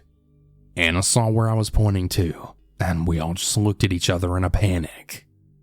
After that, the guy then commented, "I'm right outside. I can see you. You better run." And he just kept repeatedly dropping our address. I went out of the camera's view and immediately called 911. Anna was in the corner having a panic attack, all while Chloe was just staring at the screen. The guy heard me on the phone, but he just kept commenting, "The cops won't save you. Oh, don't be scared. Chloe, I'm coming for you and your little friends." Chloe turned off the live, and not too long after, a cop showed up and checked out the perimeter. The cop came and said that he didn't see anything. We then quickly packed up our things and got the fuck out of there. Now, the story may not seem that scary to some people, but we were all absolutely terrified, and Chloe and I were still pestered for months after that. We even ended up moving apartments and switching jobs and numbers, but the guy was never found. None of us have heard anything else since October, but thank God nothing else happened to us.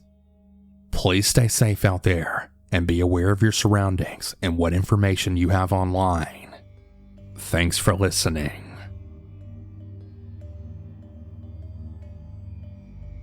At the time of this story, I was an 18-year-old college freshman. It was the spring of 2016, and in order to be able to afford my university, I was studying abroad in Italy. Basically, by maintaining a certain GPA over the course of a year abroad, I would then qualify for in-state tuition because, the USA can be difficult. So I found my starry-eyed, ignorant and naive self in Florence, Italy. And while I know about some horrible things that happen to students there, my story takes place over my spring break during a trip to France that I was taking with my roommate, who we'll call Jamie. She was a female. So Jamie and I planned a trip to France and Switzerland. We had already hit Paris, and we're now going to a little town in northern France. Now, neither Jamie nor I had done a lot of heavy research into this town, but it appeared cute and quaint. Plus, our accommodation was an old soccer stadium that had been converted into a hostel. Jamie and I are on the tram, which we caught from the train station to get to the outskirts of the town. The weirdness all started on this tram. As this was 4 years ago, I'll try and recall the details as best as I can, but conversations get a little fuzzy. I remember a man standing near us, and as Jamie and I were chatting, he slipped into our conversation, asking where we were going. Naturally, being a dumb university freshman, we told him the name of the town, and he shook his head. He told us to be very careful in that town, as the people could be. I don't remember the exact word he used to describe the people, or if he even finished a sentence, but I remember him looking rather severe, and he never smiled through the whole conversation. Plus, he was clearly insinuating that the people of the town were not friendly. Now, having a bit of apprehension about this town, Jamie and I became a little wary. It also didn't help that the tram got in at around midnight. So at the station, Jamie and I are hungry and chilly as the night was a bit brisk. We also find that we can't locate our hostel easily. Since we're Americans abroad, our cell phone bills got quite expensive if we use data roaming for things like maps on our phones. So we were using a map and email directions. Anyway, we stopped at a pizza place on a street corner. It was the only place that was open at midnight, or so that's how it appeared. There were about 4 men inside. All were incredibly kind and gave us directions to our hostel, and had even joked around with us for a bit. Luckily, Jamie and I both spoke French relatively well, and we were able to fill in the gaps of the conversation enough to get our questions across with ease. When we left, one man rushed out after us and reiterated the directions one more time, and we thanked him profusely. Then we headed out. So far, all of our interactions were all positive. However, it's getting quite cold outside. Jamie and I have backpacks on, and we're now walking down a very rural, poorly lit street with no sign of our hostel anywhere. It's dead quiet, the streets are completely empty, and the moonlight is the only thing guiding us. There's no houses in sight, just fields and forest on either side of us. Here's where things got real weird real fast. Now, so far, there hasn't been any sign of cars on the road. Jamie and I are talking about how odd it felt and wondering if we were near our hostel, when all of a sudden, Jamie then trips on literally nothing and falls face first onto the ground. I could actually hear the sound of her head connecting with the concrete. Her backpack had shoved it into the ground because of its weight when she fell over. Great. So now I'm obviously getting panicked. We're alone in a foreign country, and my friend may have just given herself a concussion. Of course, at this precise moment, 2 cars round the corner, each going in different directions. I remember one was a Jeep, and the other I couldn't even guess. Maybe just a 4-door? Both vehicles had just seen my friend trip, and both stopped, with the Jeep right in front of us, and the other car pulled off on the road a little bit ahead of us, and then a woman got out. The Jeep was filled with 2 guys who appeared to be college-aged, and they were yelling at us, asking if my friend was okay. The other individuals in the 4-door were also calling out, asking if we needed to go to the hospital. Now, at this point, I recognize this is a pretty bad situation. I haven't even assessed the damage to my friend's head yet, but I know it's a bad idea to try and keep walking, as we truly don't know where we're going. The next logical thing that my panic brain is telling me to do is ask for some help from one of the vehicles. I gauged the contents of both of them, and I decided the 4 doors are best option, as I felt a bit uncomfortable getting into a Jeep with large guys with my injured friend. The people in the 4-door were an old man and an older Asian woman. I remember thinking, old people I could probably take in a fight. I mean, I do gymnastics and I'm pretty fit, so I figured my chances of escape were higher with these innocent old folks than younger university dudes. And as a plus, the old couple both spoke English. So I thanked the Jeep, and I started hauling Jamie with me towards the 4-door. And as we approached, the couple then asked where we're staying, after I explained that we didn't need a hospital. For some clarification, my friend had insisted that she was fine, and that she didn't think she had a concussion, nor was she bleeding. I promise I'm not a bad friend. Thank goodness, the lady then says, "Oh, I know where that is." So Jamie and I then pile into the back seat of the 4-door. My adrenaline is already pumping, but it's now increasing now that I realize that I may have just screwed us. I'm now trapped in 2 random people's car with a roommate who may or may not be concussed, and all in a country that I'm neither living nor studying in. If we happen to be murdered here, no one would know for a long time. Naturally, I'm freaking out, and I give the directions to the couple who seem completely unconcerned about the situation. They reassure me that they know where they're going, and then assure me that the hostel is just over there, and then gesture vaguely out the window. I'm now perched on the edge of my seat, not bothering with the seatbelt, while Jamie chats with the couple. I notice that it's been a while since we got in the car, and they give no directions or any indications about where we're going. And every time I ask, they just keep saying, we're almost there, and nothing else. Each minute that goes by, I'm becoming more and more freaked out about being in this car with this weird couple past midnight. So I panic internally for what seems like an eternity, listening to my heartbeat pounding throughout my entire body. Finally, I ask again if we're going to the hostel. This time, however, the old man says, "Oh yes, but first we want to show you the library." My mouth went dry. Why? What the fuck? Why would we want to see the library? It's past midnight. We're two panicky girls in France, clearly running on pure adrenaline.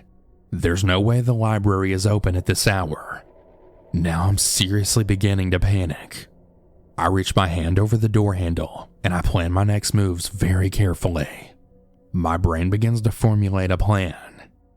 I would then whisper to Jamie to get the fuck out of the car and then whip open the door and just duck and roll and hope for the best. That sounds awful, but in the moment, my brain just said, you've done all you can for Jamie at this point.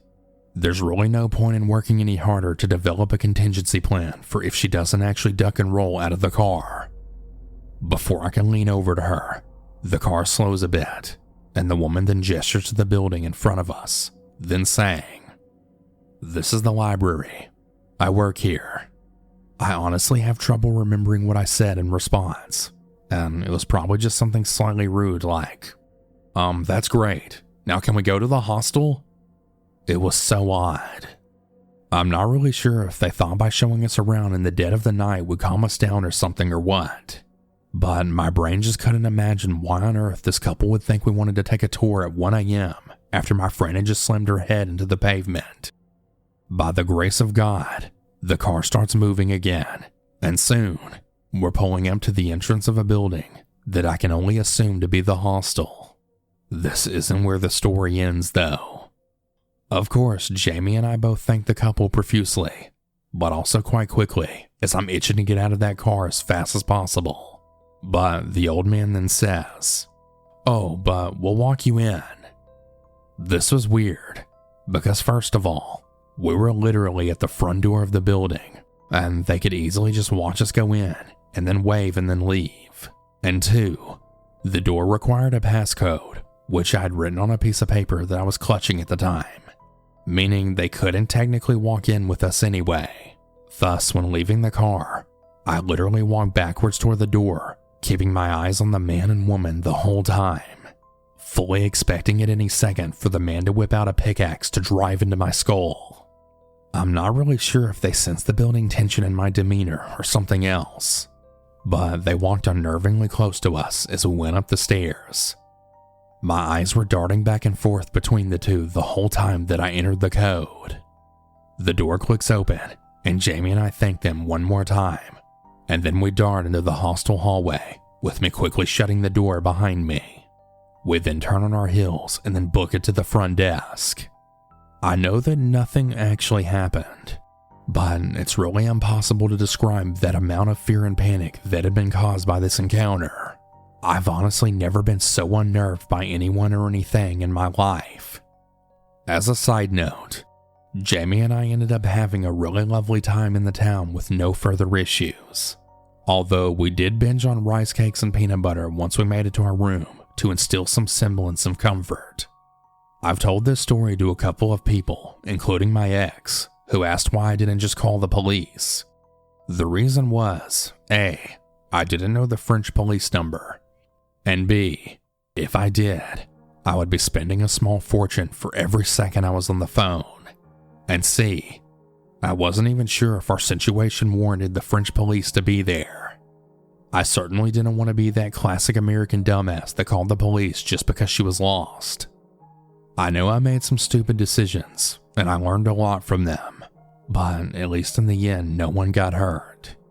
And for anyone wondering, Jamie was fine. Our fright with the old couple was way more damaging than the face plant.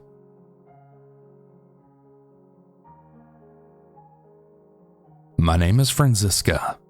I've lived in the southern United States for just over a year now with my mom and brother, who's 6 years younger than me. It's been a so far blissful life here, compared to the freezing cold temperatures of the upper Midwest. But recently, I remembered something that really sent chills down my spine. Brace yourselves, because it's going to be one heck of a ride. I stay up late some nights due to not being able to go to bed at what some would call reasonable times, such as 9 or 10 p.m. I usually go to bed at around 1 a.m. at the latest, but sometimes if I have a day off the next day, it's usually 2 or 3 a.m. So this one night last April, I remember it was April because it was only 2 weeks until my birthday. It was around 12:30 a.m., and I was in my little office space playing on my HP laptop, and I was listening to some scary stories on YouTube. Those videos were awesome, and I really loved them. They never failed to get my heart pounding with a fearful excitement. I was just starting, I think, on my 10th video, when I then hear a sound at our front door. Almost like someone was knocking on our door and trying not to get caught. Our dog Oreo, who was an older black lab, had raised his head from his bed, and he had looked at the door, his ears alert, and he then gave a soft growl that emitted from his throat. I went to him, crouching down to his level, and whispered softly, "What is it, boy? What's out there?" Oreo growled again, and sort of placed his big left front paw on my lap, as if to tell me not to go near the door no matter what. Another knock sounded, and this one was a bit harder. I was surprised that my mom or my brother Dominic hadn't woken up from this one, but they are heavy sleepers, so I guess that was the reason. Feeling a little freaked out, I went to the office and grabbed my phone, and I turned on the flashlight. I pointed at one of the glass side windows at the door. What I saw nearly scared the life out of me. There was a woman staring right back at me. She was in her 20s if I had to guess, and she was very slim.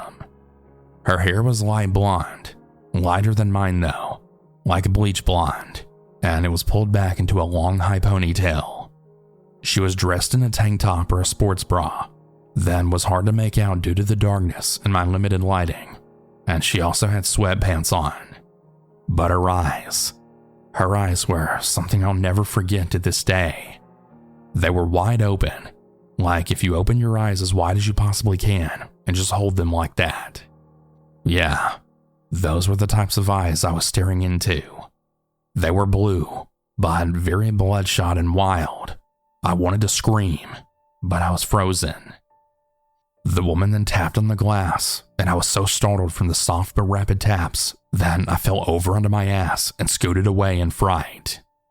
She then saw that I wasn't coming to open the door and began to pound harder on the door. I noped into my bedroom, taking Oreo with me, and locked the door. There's my sweet dog lay at my feet watching the door as the banging to the front door continued. I buried myself in my covers, praying that crazy woman would just go away. I had finally passed out and woke up at around 10 a.m. I had to work that day at 3 p.m. So I then got up and I left my room with Oreo behind me.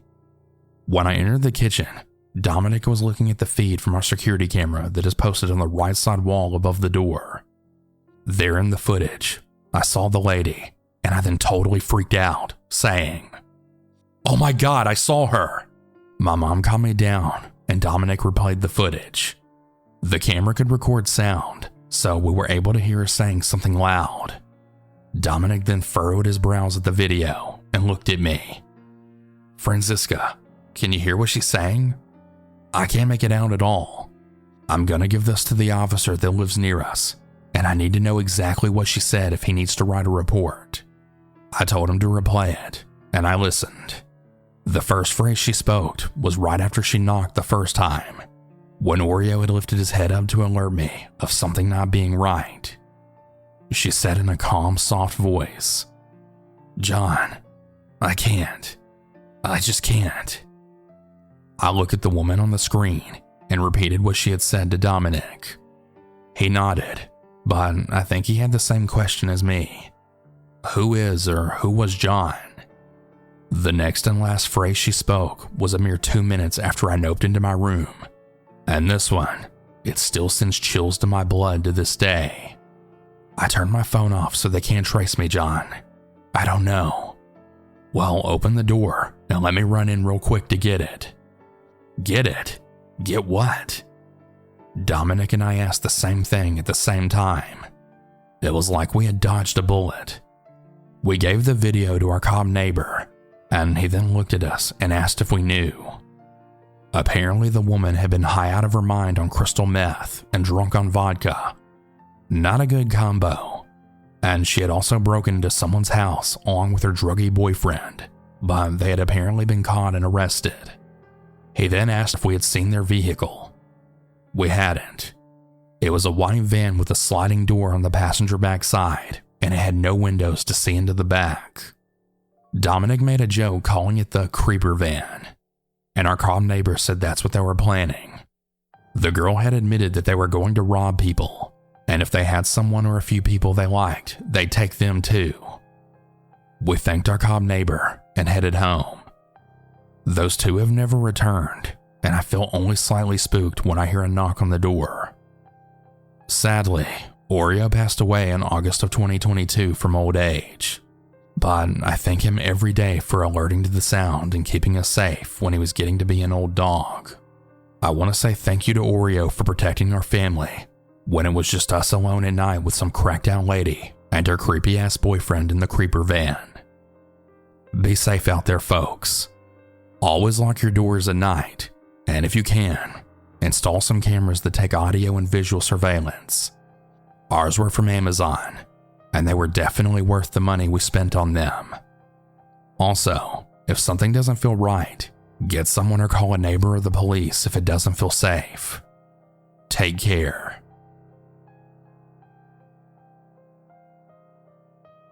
My boyfriend and I moved into our house in late 2020. And because of the pandemic and us not really being the types of people to go around talking to our neighbors, we didn't really know them that well. For some perspective, I didn't learn the names of our next door neighbors for 2 years, and by that point, they had already done some neighborly favors for us, like loaning us tools and such. I also feel it's important to know that we live in a pretty conservative area, where most of the people are old enough to be our parents or grandparents, and people that look like they could be rednecks are common. Also, our house is on a corner with a steep hill in our yard, so part of our first floor is level with the ground, some is several feet above ground. One day after work, my boyfriend and I were burning some leaves and general stuff that we save for burning for whatever reason. My boyfriend's doing the hard work of trying to make the wet leaves and the old stuff burn, while I collect little twigs and whatnot to use as kindling. A man walked along the one side of the yard, and upon turning the corner, saw us collecting sticks on the edge of the property line. He said hi, and I called a hello in response. That was apparently his invitation to enter our yard and chat with us. He had talked to my boyfriend about my boyfriend's fancy fast car, an Audi TT, and he said he was on his way to the convenience store for some beer. Boyfriend offered to drive him and let him ride in the Audi. The neighbor then said, "Only if it's okay with your wife," and then looked at me. They got back, and the neighbor stayed and continued to talk for way too long. Boyfriend and I generally try to be super nice, but we had both experienced something kind of shitty recently, and our neighbor had apparently had something similar happen recently as well. He mentioned looking for a job with benefits. I mentioned where we both worked at the time that required a drug test. The neighbor then said something along the lines of, I can never pass a drug test," while making a face, then talked about popping pills. My boyfriend then gave me the, "Is this guy serious?" look, and I returned it. They continued talking while I listened in and just kept the fire going.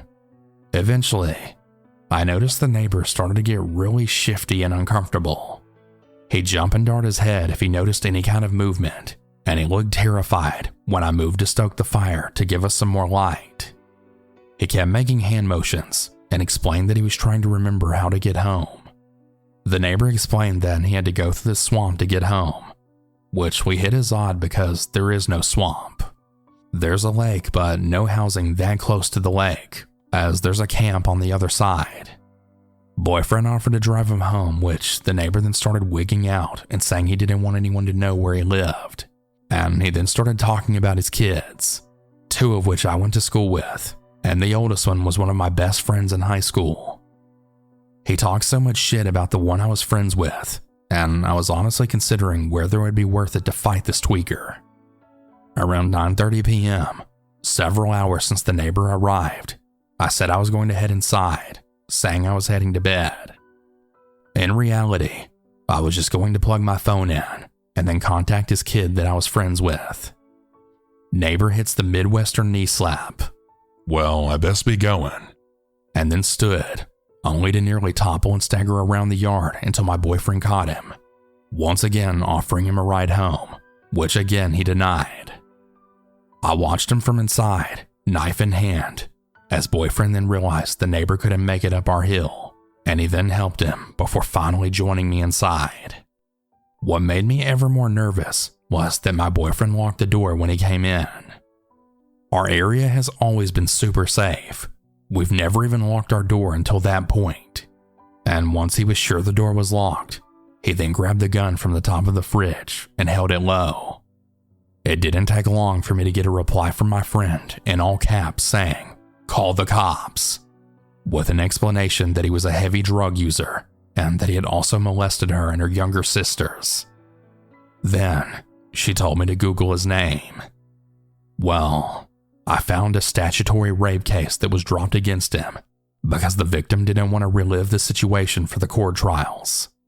While I was finding all that out, I had heard him cock the gun and move towards the door to get a better look. The neighbor was staggering around a tree at the top of our hill, and my boyfriend then asked me to make sure the sliding door was locked. I submitted a tip to the police that an inebriated man was wandering our street carrying a large object. We still had our former roommate's drug paraphernalia, and my boyfriend was scared that they'd search our house if we gave our names and address, and we'd get in trouble for that stuff, as none of it's legal in our state. My boyfriend slept with his gun next to him, and I slept with my knife next to me. We left all of our lights on downstairs in hopes that the neighbor would think we're still up. The next morning when I came down, boyfriend then told me that the man came back asking for his case of beer.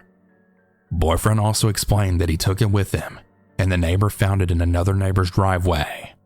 With the neighbor's criminal reports, I was able to find his address, and he's not even super close, but he's also not as far away as he was making it seem.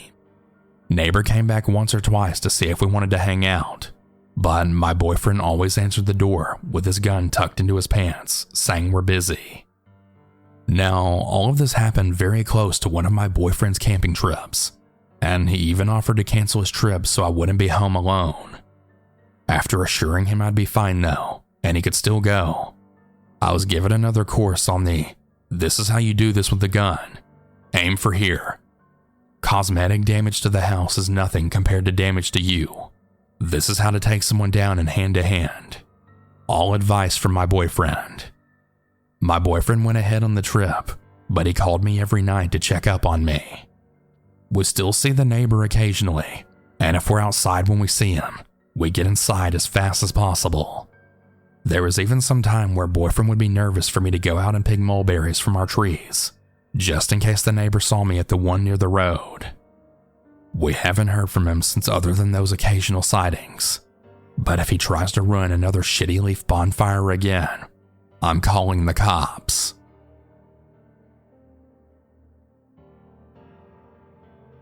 I started dating my ex when I was 14, although as I matured, I came to realize that he wasn't my boyfriend. He was a pedophile. You see, when I was 14, he was 24. It should go without saying that he completely brainwashed me and controlled me. I finally left him when I found out he was having a relationship with my sister's 15-year-old babysitter. Of course, I never blamed her. She was just as much of a victim as I was. I did, however, reach out to her parents just to let them know what was going on, and I begged them to protect their daughter. Needless to say, he didn't take my leaving him very well. After the breakup, he stalked me for 3 years. This all happened in the early to mid-90s, so unfortunately, stalking laws were practically non-existent then. My ex would send me gifts. I knew it was him, but the New York City police would just always say, "He sent you a gift. What kind of crime is that?" And I even had another officer say, "He just misses you and wants another chance. Go to dinner with him and see how it goes." No matter where I moved to within the 5 boroughs or how many times I changed my job, he would find me. He would cry for me to take him back, and then 5 minutes later he threatened to cut my face up. This went on for 2 years. I came home one day and I had found a doll hanging from my ceiling fan with its face cut to pieces, along with a note taped to the doll that said, "See how easy it could be." I filed a police report and went to petition the court for a PO. Even with all of my evidence, the judge said that I had no proof he was the one that broke in and left the note. I knew why my reports and fears were not being taken seriously. Well, it was because my ex himself was a New York City cop. Each time I said as much to one of the officers, they would immediately shut me down, saying, "It doesn't work like that." That time was scary, but sadly, it got even scarier. I had started dating my now husband. I know it sounds crazy, but by the end of our first date, and unbeknownst to each other, we were both envisioning our future wedding in life, and we've been married 27 years now, together 29. Anyway, he came to me one day, a bit upset. His company was expanding, and they were opening up an operations center in Boston, and they wanted him to move up there and head it up. We decided within 30 minutes that I would also move up there, and we would get a place together. I was excited, because this could really give me a new and safe life. I was very careful with whom I told we were moving, and outside of my immediate family, no one knew where I was moving to. I had my mail forwarded to my mom's, then she would put all of it in one big envelope and mail it to my P.O. box in Massachusetts. It felt like I could finally live again, because 6 months into our move, we were engaged, buying our first house, and I could go outside and not be on edge, looking all around me as I walked. Then, the safety and freedom I felt were all gone in an instant. We walked into our newly purchased house with the intention to start painting. When I went into the kitchen though, it was like deja vu. Hanging from the kitchen ceiling fan was a doll and note that read, "Did you really think you could hide from me forever?" I broke down. I didn't even bother reporting this to the police because I knew how it worked. A week later, as I was getting into my car for work, I was grabbed by the hair from behind. I could actually hear my hair ripping from my scalp, and I was then punched in the face and then my stomach. My fiance happened to look out the window at the very same time because he had heard a man cussing and yelling. He called 911 on our cordless phone while he ran outside with his hunting rifle. My crazy ex let go of me and then started laughing, as well as threatening the both of us. He just kept saying how I'm not going to live to walk down the aisle, also saying he's untouchable because the blue line is never crossed, no matter the state.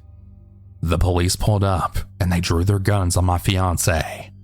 I told them that he was protecting me from my ex who had just assaulted me. Once they got a clear picture of what was going on here, my ex showed his badge and asked the officer, "We're cool here, right?" The Boston police saw the bruise forming on my face and saw the clumps of my hair on the ground. Then the officer said to my ex, "Yeah, we understand." The officer's partner then picked up my husband's rifle from the ground and started reading him his rights. I was dumbfounded and horrified when the other officer then put his hand out to shake my ex's hand. My ex smiled, looking back at me, and then shook the officer's hand, and I broke down crying. However, within seconds, the officer and his partner had my ex on the ground and in handcuffs. They finally understood the situation, but they weren't sure if my ex was armed, so they pretended to be on my ex's side until they could safely detain him. He was then arrested and held without bail. We went to court, and they immediately issued a PO for myself and my husband. I later found out that he had duct tape, ropes, a handheld stun gun, zip ties, and a ball gag all in his trunk. He claimed his plan wasn't to kill me though. His plan was to take me away from distractions until I fell in love with him again. But I know in my heart that he would have hurt me or possibly even killed me. After several months, he was finally convicted of felony assault, attempted kidnapping, and unauthorized possession of a firearm over state lines while not having a permit in said state. He was sentenced to 20 years with a mandatory 15 years before the possibility of parole. He was then released in 2013. However, Because I had moved to 3 different states within that time, they were unable to contact me so that I could give a witness statement to the parole board. I have not seen nor heard from him since his release, but I don't know if that's because he finally gave up, or if he was still looking for me or stalking me without me knowing. So to my ex, you don't want to meet me again because I'm a completely different woman now. I have my concealed carry and I'm well trained with firearms and I'm always armed. I also took self-defense classes, which led me to getting my black belt in karate. I promise, you will regret it if you ever try to get back into my life.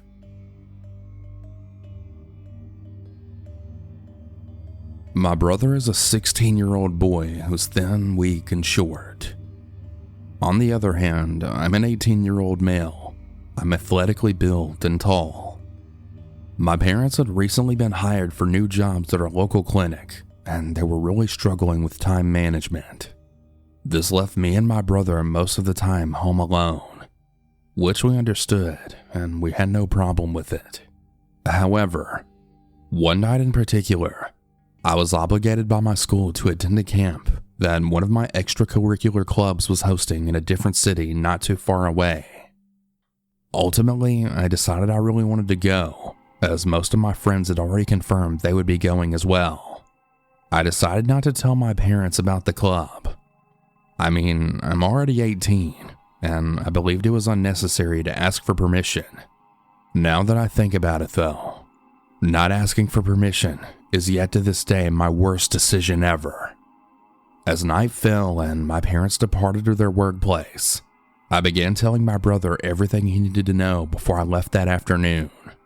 He seemed hesitant at first, but soon realized I was extremely excited to finally leave our small town and explore something new. He promised everything would be alright, and that he wouldn't tell our parents he'd be alone until the next morning. Before leaving, I acknowledged how selfish I was being and the potential harm that my brother could possibly face. I texted one of my friends who had previously told me she was willing to babysit as a side hustle. I explained the situation, and immediately she agreed to stay over and watch for my younger sibling. I told my brother about the girl that he'd let in and the reasoning behind her presence. I felt relieved, but still felt guilty. My ride showed up, and I eventually left before the babysitter even arrived. Later that night, I received various text messages from my brother. However, I decided to ignore them, as I was busy unpacking most of my stuff, and those messages were probably weird and funny TikToks that he usually sends me. Well, around 12 a.m., I got a phone call from him. I silently picked up the phone, trying to avoid waking up everyone who was already asleep, and instantly felt the world turn upside down when I heard loud crying and breathing.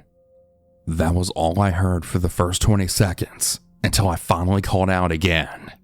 "Hello? Who is this? Are you okay?" Finally, my brother replied, "JJ, there's people in the house looking for the girl. She's hiding somewhere, and they know I'm here. I'm scared."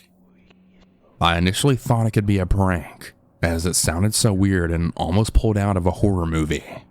Nevertheless, the crying and breathing said otherwise. I told my brother to stay hidden and to call the cops. As I was talking to him though, I had heard a gunshot in the background, followed by a sound of screaming and yelling. At this point, my brother had begged me to return and to call my parents. So I did, and I then explained as fast as I could. They immediately questioned me, but I told them there wasn't much time left, and they had to go back home. Meanwhile, I was trying to get one of the teachers to drive me back home. Luckily, he agreed after hearing my very detailed story amidst my panic attack. Once I arrived home, there were infinite cop cars and many ambulances near the premises of our house. My brother was unharmed, but in a shocked state. I apologized profusely and I tried to comfort him while being scolded by my parents. To this day, I'm unaware of the reasoning behind the events that unfolded in my house that particular day. No casualties were found, only several bullet holes around the house. I learned to not ever trust anyone, or at least have a background check for the people I let in my house, especially when my little brother is alone. I'll be sure to provide an update if something else comes up. I genuinely doubt there will ever be one, as I reside in a small town and the police are sometimes not as helpful as we assume they are. Stay safe, and remember that sometimes not everything goes as planned. The moral of the story is to not be selfish. Well, for me anyways.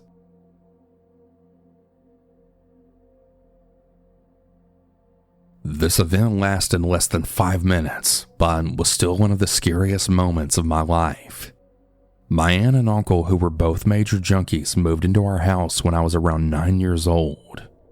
Though I really looked up to my aunt, I was always very uncomfortable around my uncle, who was, to put it nicely, the epitome of abusive white trash that one may imagine. He was skeleton thin from drugs, had a shaved head, covered in poorly done vulgar and racist tattoos, and to top it off, he had missing and rotting teeth. He was always drunk or high, and definitely wasn't good around kids.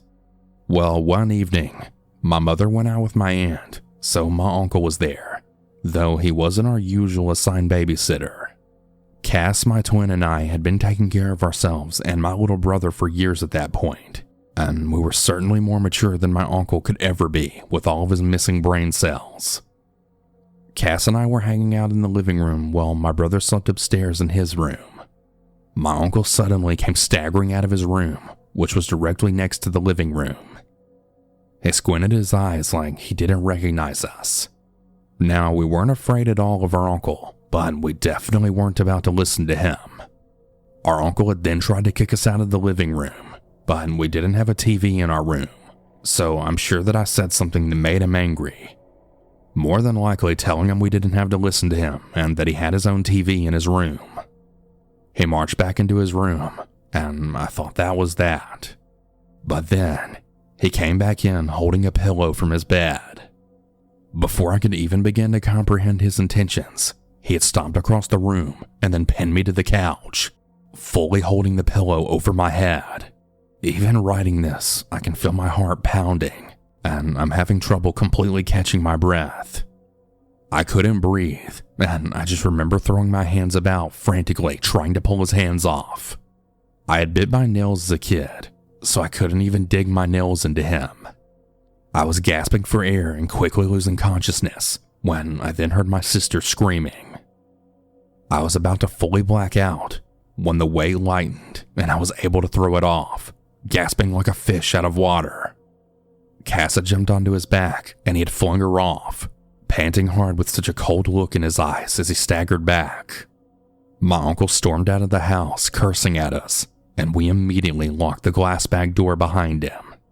We sobbed and held each other, sitting in the middle of the living room. We fell asleep wrapped in each other's arms, and we only woke up when the front door unlocked and then opened a few hours later.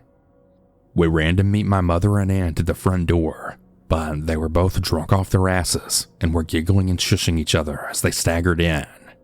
I knew that they'd be no real help now, but Cass explained, and my mom was actually overly nice when she was drunk. So she then hugged us and began crying, telling us how much she loved us, which was a rarity.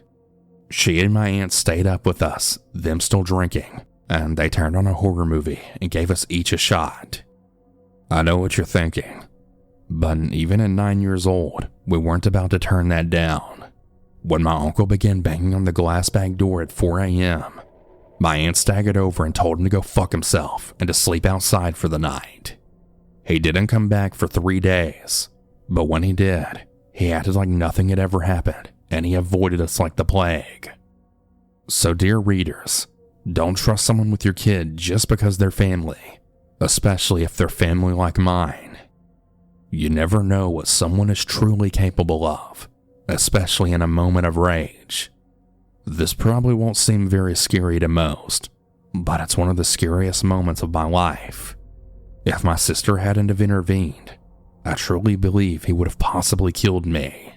Even more than 10 years later, I still wake up sometimes gasping for air, like it may be my last.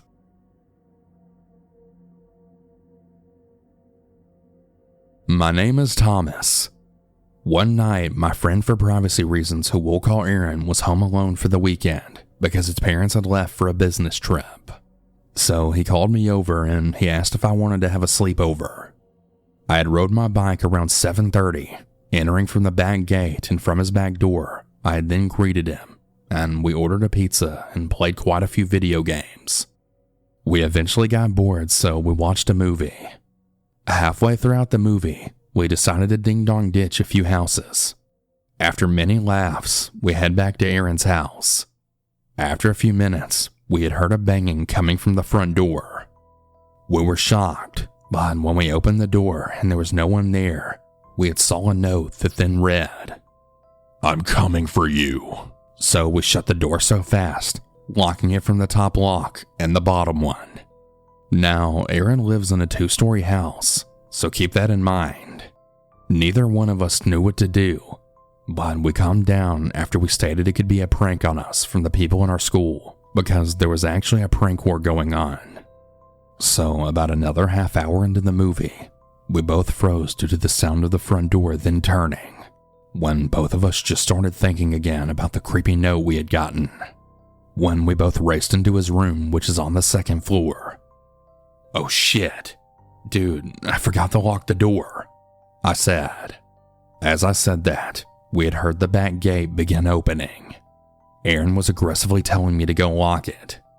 When I went to the back door, I could then see a silhouette of about a 6-foot-tall man looking inside through the door, but I don't think he saw me in return. Aaron had come down and caught up with me when I then signaled to him to go back to the room. We went into the room and we shut the door, but it had no lock due to his strict parents. I told him to call the cops and his parents, but he said no, that he wasn't allowed to have anyone over for the weekend, and he didn't want to get in trouble, so we had no choice but to hide under his bed. We began to then hear what sounded like the house being completely ransacked, things being thrown around and broken, doors slamming, etc. Then it got worse, even more terrifying than it already was. We began to hear footsteps coming up the stairs. Aaron's door then slowly opened. We had heard the closet open and then clothes being moved around. And then he just seemed to stop. The bed we were hiding under had a huge blanket over it that hung all the way down to the ground level. So unless someone moved the blanket, you couldn't see us. 20 minutes later, I'd asked Aaron, "Dude, do you think we can run yet and get the fuck out of here?" But then, before I could even react, Aaron was then immediately dragged from underneath the bed, to which I then heard the most disturbing, ear-shattering scream which Aaron let out while being dragged from under the bed. It was right then and there that I knew I had to fucking do something or someone was gonna die that night. I got out from under the bed to see Aaron struggling to get loose from the 6-foot psycho's death grip. I desperately searched the house to find something to use as a weapon. I found a screwdriver. I ran back upstairs, charging towards the man, and made absolutely sure I stabbed him and got the screwdriver fully through his back. He then let out a blood-curdling scream, letting go of Aaron. We quickly ran out to Aaron's backyard, which led to the very dark woods. We then hid in some bushes near the entrance of the forest. We saw the man leaving the back gate, now holding a knife, which I guess he took from the kitchen. I felt his eyes pass me when Aaron then whispered, "Oh fuck, we gotta run." To which I then replied back with, "Why the fuck would we run now? We've came this far, might as well keep going." "But dude, he's coming right at us," Aaron said. And he was right. The man was running straight towards us. I still to this day don't know how he saw us in the pitch black like he did. Aaron had lived in the countryside of town, so the neighbors were about 1 to 2 miles away, and the road was a straight path, so he could easily see us. My lungs felt like they were on fire, and I ended up falling because of a tree root sticking out. Aaron stayed with me, trying to pick me up, but the man was right behind us, and he was at least 7 feet away from us. I could clearly see him in a tall black hoodie and white sweatpants. I don't know how, but this time luck was finally on our side. It seemed that this time he didn't see us. He then ran off in the other direction, and we sprinted even faster. I was the slower one, but I swear I could hear leaves crunching behind us. We entered the back gate, making sure to lock it. Remember before how Aaron was too scared to call his parents or the cops because of the repercussions of him getting in trouble? Yeah, well, fuck that. I told Aaron to call the damn cops already, that it's gotten too bad. We need the help. And with much hesitation, we finally called them. I stayed on the lookout to see if I saw the man coming back. It was so dark out and I couldn't see a thing. But I then did something so regrettably stupid. I shined the flashlight in the woods when I saw it. I saw his dark, tall silhouette. I thought he was going to run directly towards us yet again. But no, he just turned around and ran back into the dark woods. The cops arrived and they searched the property, but they didn't find him. They only found the missing kitchen knife he took. The cops claimed there was going to be an investigation, but with not much to go off besides the knife, I really doubt much was ever done. And if there was, we never got an update on it. My guess is the guy's still out there somewhere, wreaking havoc. But yeah, that's the story of how me and my best friend Aaron almost died while home alone together. Stay safe, everyone, and make sure to lock the doors and windows at all times. It just may end up saving your life someday. These events all happened about 5 years ago, in the winter of 2017, and my brain will never let me forget about it. It was about 9:30 p.m., and it was very dark outside because it was winter. As a kid, I was very paranoid about home invasions, so whenever the slightest thing happens at night, I think the worst. My dad was out of town at the time, and my mom was asleep. I was sitting on my bed watching YouTube like any other night. Now, the house has an alarm system and a bell that goes off when any car comes in or out of the driveway. So I heard the bell go off, and my paranoid self was thinking the worst. But after a while, I calmed down and forgot. Then about 5 to 10 minutes must have gone by, and I realized I never heard the bell go off, meaning they left, so I start freaking out. I look out the window, and my worst fears then happen. 2 really tall guys in all black were taking stuff out of their car. Then, one of the guys looked up at me, and because our outside lights were bright, I could then see him giving me the creepiest smile. At this point, my heart was beating 100 times faster now. Tears are coming down my eyes, and I don't know what to do. They then ran up to the doors and jiggled the handles. After a while, they must have gotten fed up. They probably thought I was alone, so they were determined to get in. I ran to wake up my mom, and she was also panicked, and she called the cops. I ran back to the windows, and the 2 guys then pulled out a crowbar and hammer, and then the alarm system goes off, and they got in. Hearing the alarm, the 2 guys ran off, but before the one got in the car, he waved to me. I pretty much blacked out until the cops came. After this happened, my dad rarely ever left us alone, and we even had a security guard come at night. I keep thinking about what could have happened if we didn't have a house alarm. What would they have done to me? And why was that one guy waving and smiling at me? They literally got in the house. I'm so lucky we had an alarm.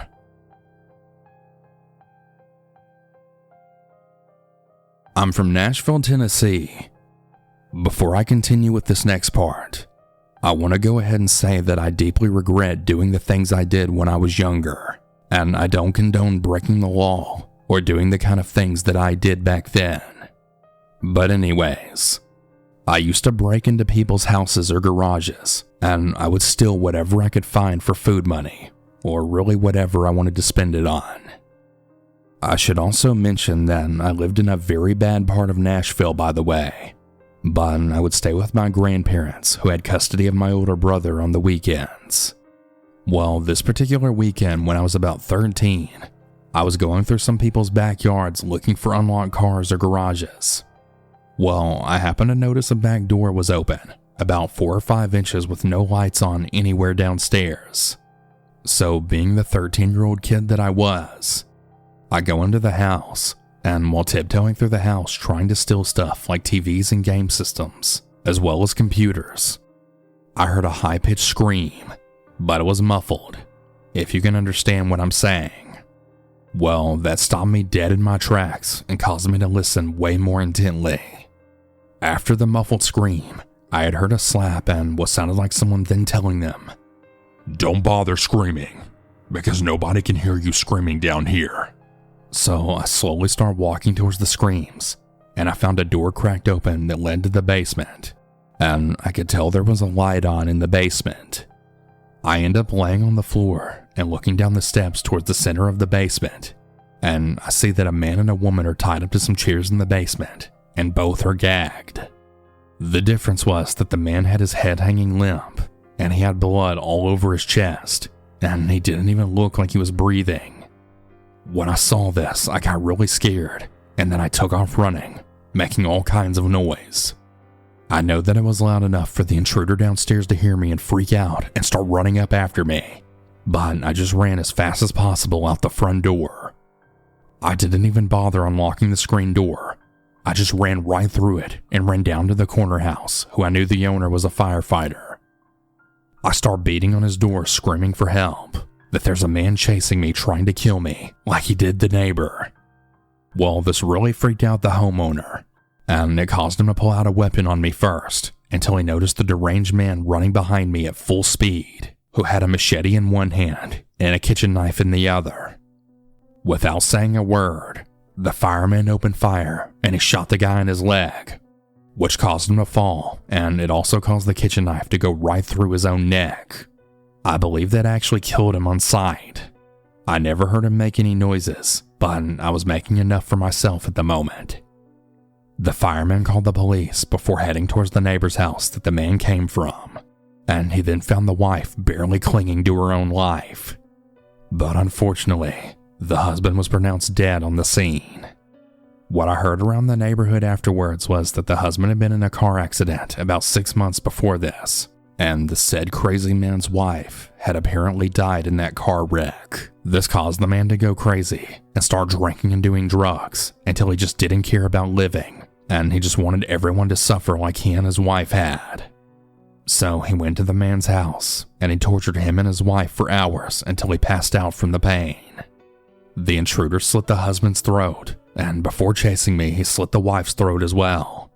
But luckily, the paramedics were able to save her when they arrived. So yeah, kids, don't break into other people's homes. You just might stumble onto something that you can't get out of.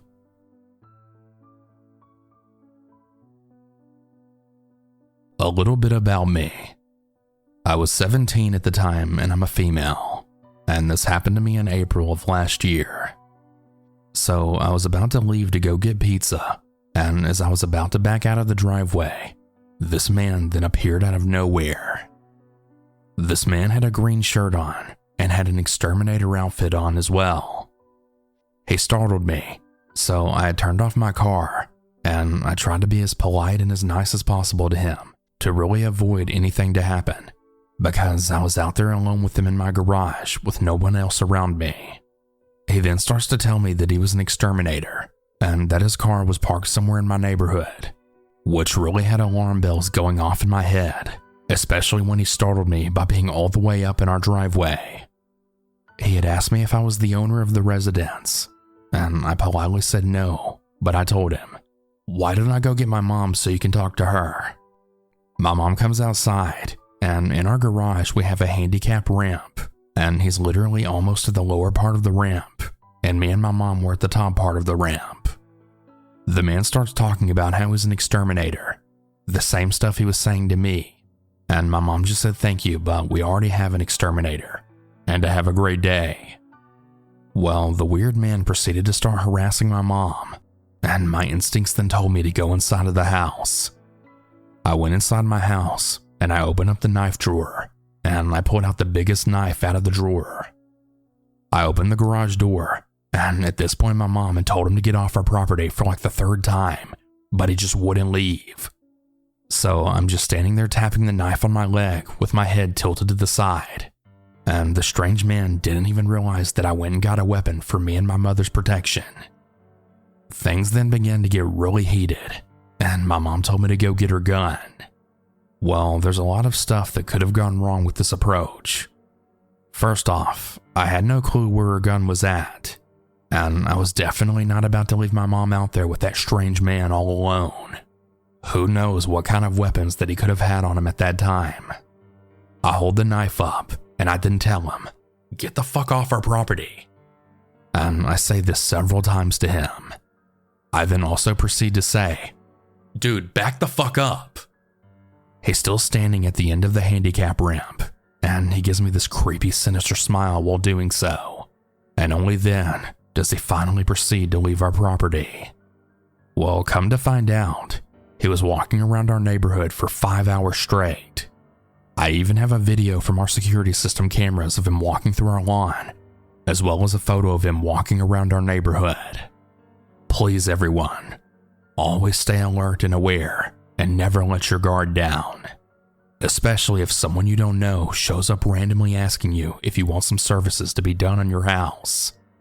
That situation could have really been a lot more severe, but luckily I got a weapon at the right moment without dragging any attention to myself. Who knows what could have happened if I hadn't gone into the house and get that weapon. Please be safe out there.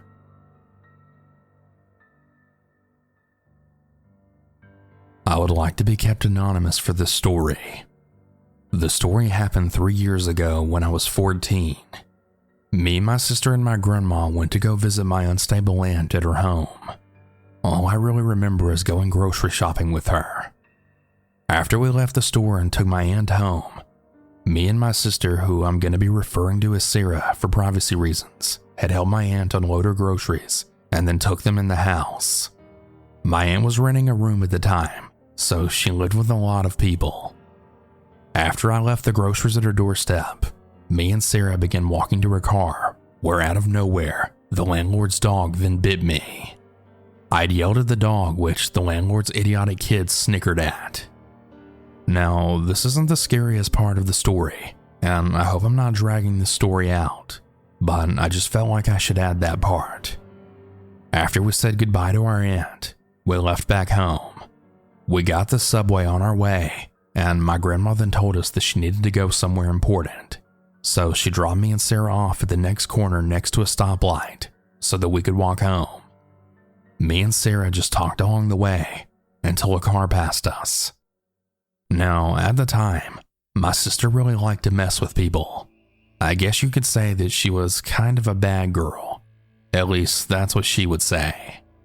Anyway, Sarah had flipped off someone driving a car, the car that passed us. She did this as a joke, but oh boy did this turn ugly. The guy had made a U-turn and then sped in our direction, almost running me over. He began cussing at Sarah, asking why she flipped him off and that he's gonna kill her. Sarah just kept denying that she did anything wrong. But I don't know if she denied what she said because she was entitled or just petrified. But I know I was. My whole body started aching and my anxiety tensed up. I seriously thought we were gonna die for the mistake that my sister did. The guy kept rambling how he has a gun and that he's gonna kill Sarah for what she did. I then started walking away slowly. And I know this was a dick move, but I was very scared and anxious that I honestly just didn't even know what I was doing. Luckily, the guy gave Sarah a warning and drove off. After that whole ordeal, me and Sarah continued walking back home, still in shock on what happened. My sister didn't show any kind of emotion of being scared due to her being prideful, but I know deep down that she was also terrified. I know this isn't your typical scary story, but to me and Sarah, it was one of the most scariest encounters we've ever had. The guy never showed any proof of actually having a gun, but the situation could have been a hell of a lot worse if the guy didn't just give us a warning. Others would have shot both of us right there on the spot. I probably wouldn't be here today if the situation escalated, or if Sarah did something worse to piss the guy off even more than he already was. I'm really grateful that nothing else serious happened, but this has really taught me that we should always be careful on who we mess with, and especially with hand gestures.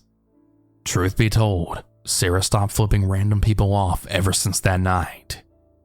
I'm 18 years old now, and I'm finishing my senior year. And I decided to share this story to one of my favorite scary storytellers. With the almost getting killed and getting bitten by a dog, I'd say that day wasn't a good day for me. Be careful, everyone. You really don't know what anyone is capable of.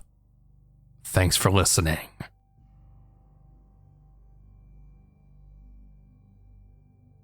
This all happened in 1995. My dog Poochie had disappeared, and after about 3 days of searching, my mother found his body 2 miles away from our home in a ditch. We were absolutely heartbroken, having had Poochie for 11 years, and we missed him terribly. And so it was after a time of grieving that we decided to get another dog. My mother and I drove to an animal rescue shelter about 30 minutes away from our home. When we arrived, we began walking along the fenced-in structures, searching for a new friend to become part of our family. One of the employees had joined us, guiding our tour, assuring us how the dogs had all of their shots and were healthy, ready to come to our new home. The man looked to be a little over 6 foot tall, probably in his early 40s with long, wavy brown hair and a thick brown mustache. He wore a cowboy hat, blue jeans, and cowboy boots.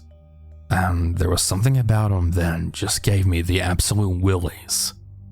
He began to instantly put on a high-pressure, aggressive salesman pitch, which was completely off-putting. I really wanted a new dog, but I found myself having an immediate visceral reaction to the man. I didn't trust him as far as I could throw him. We were looking for a small dog, and there weren't too many of them. Most of the dogs there were large retrievers, hounds, and pit bulls. However, there was one little guy that caught my eye, and I stopped to study him.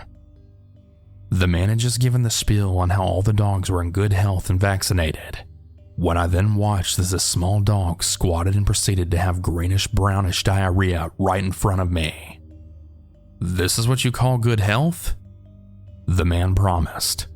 I was honestly amazed at how quickly and smoothly he switched his tune. It didn't even seem to phrase him that I had just caught him in a bold-faced lie. If he lied to me about that without even batting an eye, what else would he lie about? I was done. I wanted nothing more than to get out of there. A couple of years went by, and I was in college 90 miles away from home. One afternoon, I had had the television on in my dorm room when a breaking news alert came on that interrupted the regularly scheduled program. A man had used a gun to hijack a car, kidnapping the woman inside, and was leading police on a high-speed chase. They wanted the public to get out of the way because he was armed and dangerous. As the news reporter put his picture on the screen and mentioned where the man worked, I then felt all of the hair stand up on the back of my neck as I then gasped in utter horror. It was 2 years later, and I was 90 miles away from where I'd last seen him, but I instantly recognized the same guy who had given my mother and I the tour at the animal shelter. It turns out the guy had been a convicted felon on parole. The police chase went on for about an hour and a half, finally ending with the man driving into a dead-end field with a slew of cop cars right behind him. Rather than go back to prison, the man shot himself in the head, killing himself instantly. The woman he kidnapped was not physically harmed, but I have no doubt she was forever scarred emotionally. I can still picture the man to this day, and it still really makes me shudder to think about my encounter with a convicted felon turned kidnapper. That's still so crazy to me. In November 2021, my roommate RM and 2 friends went to our first concert since lockdown in downtown Seattle. We had quit smoking during that time, but it was a special occasion, and an old tradition that we decided to split a pack to share. It was post-punk concert, The Idols, and it was more frugal to indulge in tobacco rather than the criminally overpriced drinks at the bar.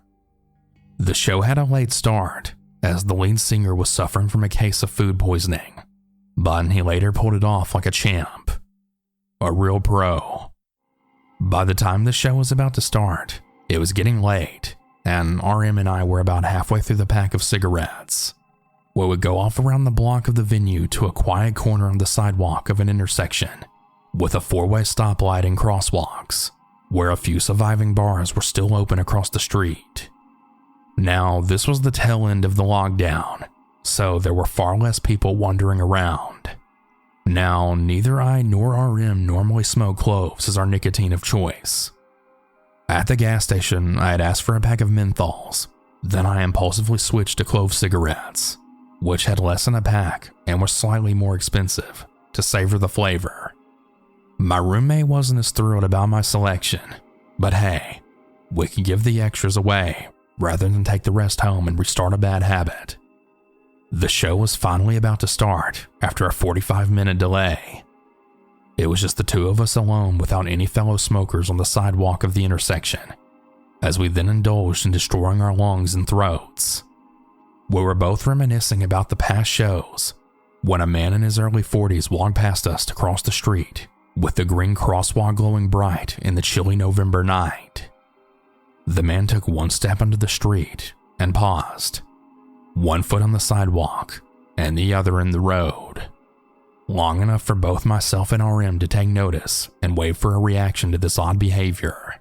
Then the man abruptly turned around and approached us with a sheepish grin to ask if he could bum a cigarette.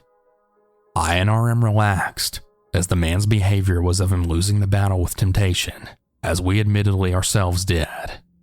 As I held out my smokes, a sports car blew through the red light.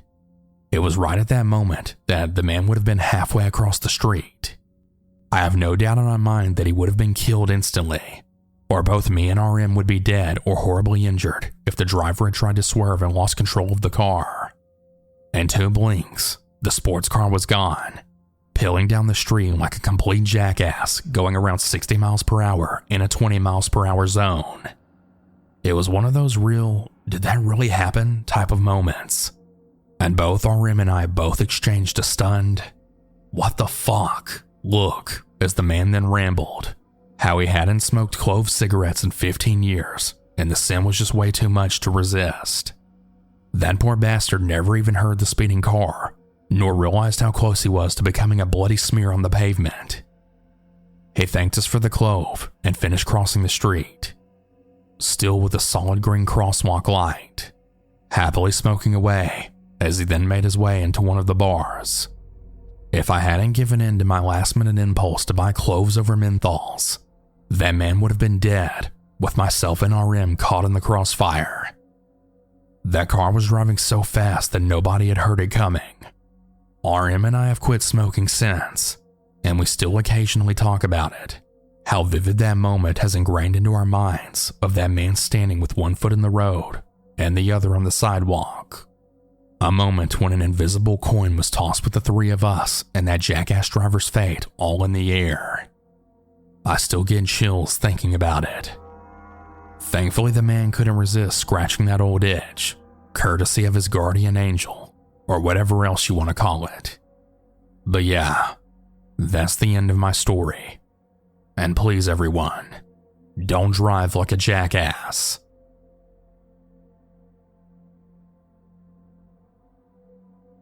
This all began about 2 weeks ago. I'm a 23-year-old female living in Georgia. My husband and I have an apartment in a busy part of town, so there's lots of cars and people, which isn't unusual for our apartment complex. So one night, my husband went out to take our dog to the dog park, which is about a 2-minute walk from our apartment. On his way there, he had passed a black car parked in front of our building. Not thinking anything of it though, he kept walking to the park.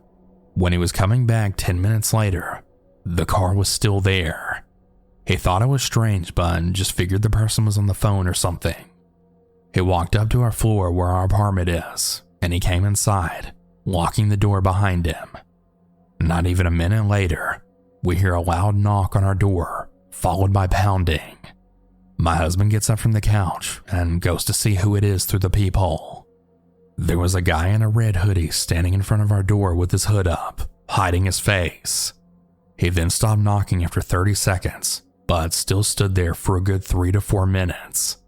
Finally, he leaves, and he walks down the 3 flights of stairs, only to go sit in the passenger seat of the same black car my husband saw on the way to the dog park. He's there for 10 minutes before eventually leaving. We don't think too much of this, as we just assumed then he probably had the wrong address or something. About a week later, I'm home from work sick. I'm playing some video games with headphones on, so I can't hear too much noise outside of my game. But I began to hear a knocking on my door around 10 a.m.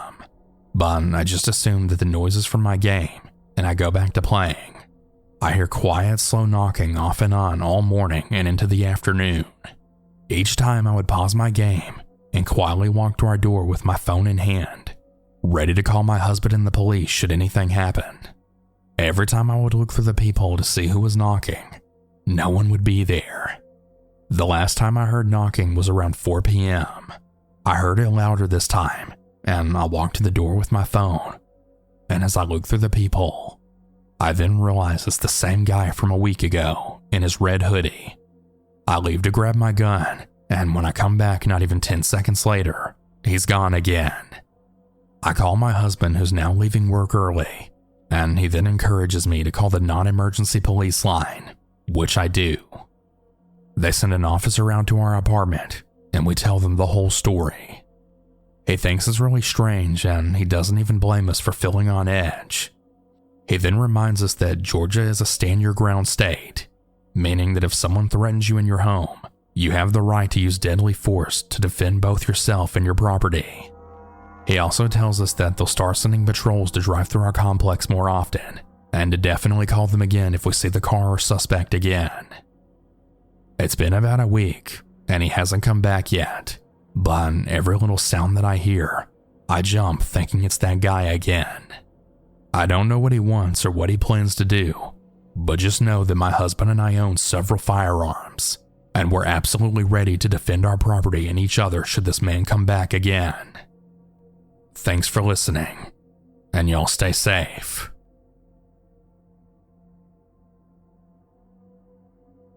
The story is true, and it happened on 2 different nights.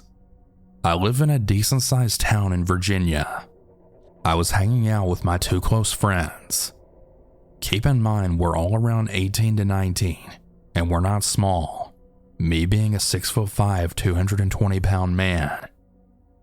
It all starts with us not having anything to do, so we decided to go explore some abandoned houses. We made sure to have some knives and flashlights, and I wanted to lighten up the mood, and I got my splatter ball gun as well. The first few houses were fine. Nothing happened, and we were just goofing off. Then we get to this abandoned farm. We were having a really good time walking through the farm, but something about it just seemed really off to me. But I didn't say anything because it was around 4 a.m., so I thought it was just me being tired. We get to the main house and we notice the house's basement and front doors were wide open. I think this is when everybody stopped talking so much and was being careful. When we were walking into the house, one of my buddies, who we'll refer to as Trey, had stayed back with the girls that were invited, and me and my other buddy Brady went to go check out the house. He went to go check the basement door, and he then called to me, saying that he saw a bunch of cans, beers, and needles there. While I walked to this wooden structure before you get to the front steps, I then saw some pillows and a blanket. Me being a little freaked out, I had called out to Brady to come back to me. And when we caught back up with each other, we then hear something in the woods right next to us. Brady and I then heard what sounded like something big take a few steps. Brady and I just stop in our tracks, and we didn't move for like 15 seconds. I then had the courage to then squat down and shine my flashlight under the trees. When I looked, I didn't see anything. As I was about to stand up in the corner of my eye, I then saw something twitch. As soon as I stand up, whatever it was just starts running at us with its heavy steps. Now, Brady was already halfway back when I then squared down, and Trey was helping the girls get over the metal fence that we had to climb over. I was in the very back, and I made sure everyone got over before me. I look back, and I then see something coming out of the woods, so I just jump over the fence. We were all just sprinting in and out of the farm's buildings. We then started walking to catch our breath. We all took turns turning around, just to make sure we weren't being followed more. Trey turns around with his high-powered flashlight and just takes off, and we all take off after him. And when we eventually get to the car to leave, Trey then tells us what he saw. He said that he saw a very skinny man jumping over this wooden fence, and the worst part about it is that the guy was holding a giant kitchen knife. I have always thought, what if we were in the house when the man came in there? Thank God that's not what happened. So yeah, be safe out there when you go exploring abandoned buildings.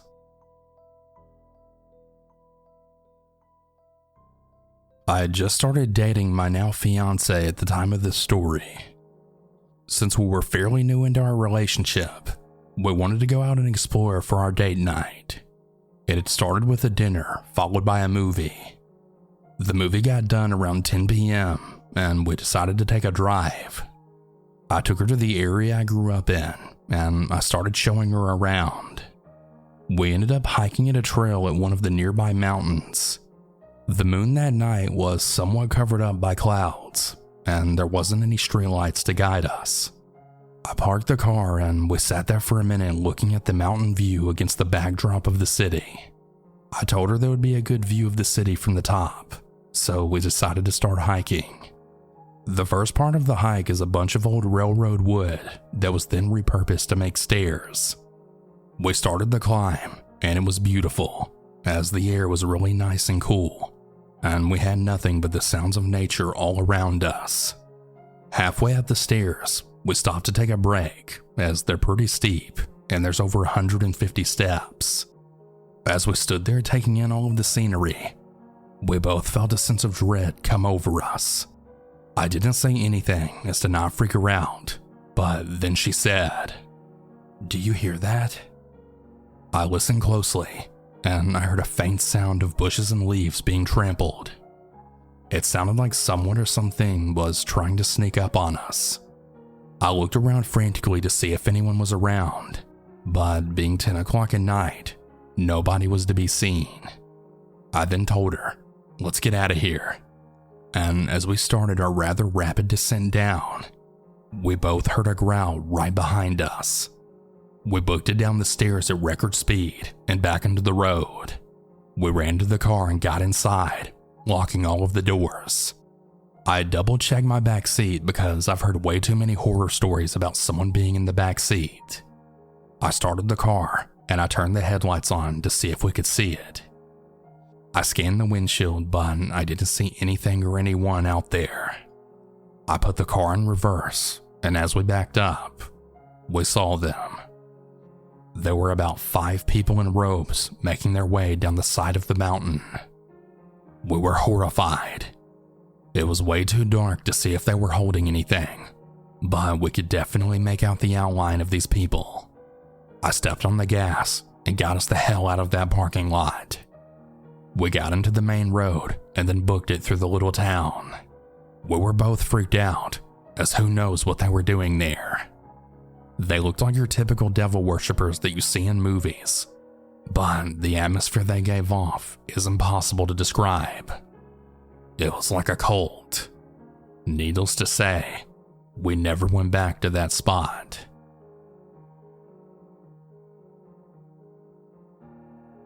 A while back, I worked at a gas station near the edge of a wildlife preserve. The daily commute was an hour-long one-way on a lonely highway surrounded by forest. It was fairly dark during the day and pitch black at night. For context, at the time, I was a 23-year-old guy living with my older brother Tom and his girlfriend Alice while I was finishing up community college. In the summers, I worked full-time, but only part-time during school.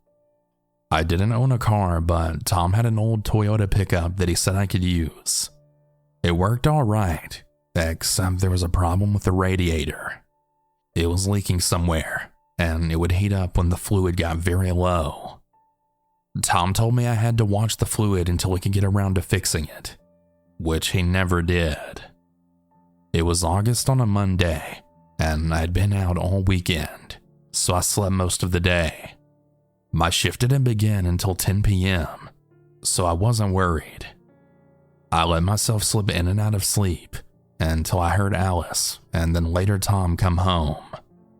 That's when I realized that it must be almost 8 p.m. I woke up frantically and began to rush because I had to be on the road by exactly 8:45 p.m. Soon enough, I was headlong in the darkness with only my headlights leading the way. The road seemed especially dark that evening, and I didn't anticipate other cars, especially not at this hour. Unfortunately, in my haste to beat the clock, I had forgotten my phone. More importantly, I hadn't checked the radiator at all since last Friday. Premonitions are an odd thing. I was literally just thinking how it would be very bad if my car died, when sure enough, a warning light came on. It had never come to this, and almost immediately, the truck began to lose power. At this point, I was probably less than 20 minutes away from work, so I tried to floor it. I heard a loud pop from up front, and the truck then slowed to a crawl, until it settled on the side of the road. I was stranded, all by myself, surrounded by miles of forest with no phone. I sat there for what seemed like an eternity, just pondering my next move, although it was probably just a few minutes in reality. The glove compartment, I thought. I opened it, and I then felt around until I then grabbed something. It was a flashlight, a very tiny flashlight that barely pierced the night. There was but one option: walk to work. I figured it would take me about 3 hours tops. I began with a light jog, but quickly realized I was wasting my energy, so I opted to walk as fast as possible. Aside from millions of crickets chirping, my footfalls on the gravel was the only sound. This will become important in a minute. I was perhaps 30 minutes into my walk when I then heard what sounded like another set of footsteps, only these were coming from the opposite side. I quickly stopped, and they also stopped abruptly. My tiny flashlight was of no use. Shining it as I did, I couldn't make out anything. I thought perhaps it was an echo effect or something, so I continued walking once more. Sure enough, I heard the footsteps yet again, along with twigs snapping. Someone or something was on the other side. I stopped again, and I then knelt down to search for a weapon or rock. There was none. I was still searching on the ground with my flashlight when I heard branches moving, and I saw a dark figure step into the road and then walk towards me. I thought it was possibly a bear, but I soon realized that it was a person. "Stop!" I yelled under my breath. My heart was pounding through my chest. I had never been so scared to see another person. "What do you want?" I asked. There was a moment of silence, and then a voice spoke. "Why are you here?" It was a man's voice, deep and without much emotion. It was odd, as I didn't really sense any kind of distress in his tone, considering our situation. He was talking as though I had just walked onto his front lawn or something. I'm going to work," I replied. I almost revealed that my car had died, but I caught myself. I had quickly deduced should things go south, I could run back, get in the truck, and lock all of the doors. After all, he probably didn't know my car was nearby. "Where do you work?" he asked. "Just up ahead," I said. I started walking in the same direction again, and as I did so, he began to walk adjacent to me, but slowly edging towards me. "Hey man, why are you following me now?" My tone was a bit more defiant now. He continued inching towards me as I walked sideways, keeping him in view. There was no way I could take this guy in a fight. He was easily over 6 feet tall and maybe 220 pounds, so my 5'8", 160-pound frame would have been outmatched. Also, I didn't know if he had a weapon or not. "I was already going that way," he barked at me. I suddenly stopped and made a wide berth back the way I came. This caused him to stop and just stare at me. I think it caught him off guard. Regardless, I quickened my pace towards the truck. I wasn't going to risk walking another 3 hours with a stranger who had just come out of the forest.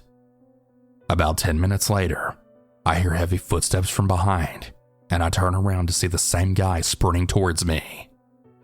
I can't see him very well, but I can hear very heavy footsteps, and I can see a shadow cast on the road. Also, I managed to catch a glimpse of something shiny in his hand, maybe a knife. I then book it with everything I've got. I run so hard that my heart feels like it's going to burst, but I don't stop. My adrenaline is pumping like crazy, but my legs feel like jello. Every second feels like he's gaining on me, even though I can't see him. For a moment, I then ponder running to the forest because he's got a knife, or so I believe. Even if I get to the truck, he can break the window and stab me. I can't decide, so I stay on the road. Over and over, my mind tells me to run into the forest and hide, only to realize in another moment he's too close and would probably find me. Not only am I running out of steam, the stress and anxiety is affecting my judgment. In my mind, I'm a dead man. Just then, I see lights through the trees. As I round the bend, my truck is visible and there's another car with its headlights on behind it. With every ounce of energy, I dash towards it, hoping whoever it is won't drive away before I get there. I want to yell out, but I don't have the energy. My throat is so dry and I'm out of breath, but I reach the truck. The door of the other car opens and someone steps out, and I can tell who it is. It's my brother, Tom. I run to him, almost falling over, and then struggle to say, "He's got a knife," while pointing behind me. Tom is a Marine, and he always keeps a Glock nearby. He quickly gets his gun, assumes a tactical position by my truck, and takes aim in the direction I came. "Drop the knife or I'll shoot." "I mean it," Tom warned sternly. We never saw anyone, but we heard what sounded like someone crashing through trees, and then the noises became more and more distant. On the way home, I explained to Tom everything that transpired. Luckily for me, he knew the truck had problems, and he didn't feel good about me leaving my phone behind, so he decided to bring it to me at work. When he came upon my truck on the side of the road, he figured I had wandered off to find help, but finding nothing, and I would return. We did end up calling the police to let them know what happened, but we never heard back. I have no idea who that guy was or why he was there in the middle of nowhere at 9 p.m. Also, why did he decide to run after me? It makes no sense. I'm just really glad my brother decided to check up on me. Otherwise, I probably wouldn't be here. The story takes place years ago. I was an 11-year-old little girl when this happened. I'm 17 years old today. I've started telling this story to a few people around me just a few years ago prior to today. You need to know that I live near some kind of forest, a little park, which is typical in the country I live in. The neighborhood isn't quite the best. It's rather known for being filled with druggies, and some odd ones. There's also been some other strange things happen within this forest. However, I always took a liking to forests, as well as seemingly creepy things. Now, my best friend and I were hooked by the hip. We would always walk to middle school together, and most of the time we chose to cross the forest for fun. However, he was very prone to getting sick, thus it happened very often for me to walk on my own. Things were normal for a few months, that is until a certain point. It was the beginning of spring. I know this because I remember the blooming trees, which probably really helped me during that time. As a matter of fact, I had started to notice something peculiar. I would often come across this man.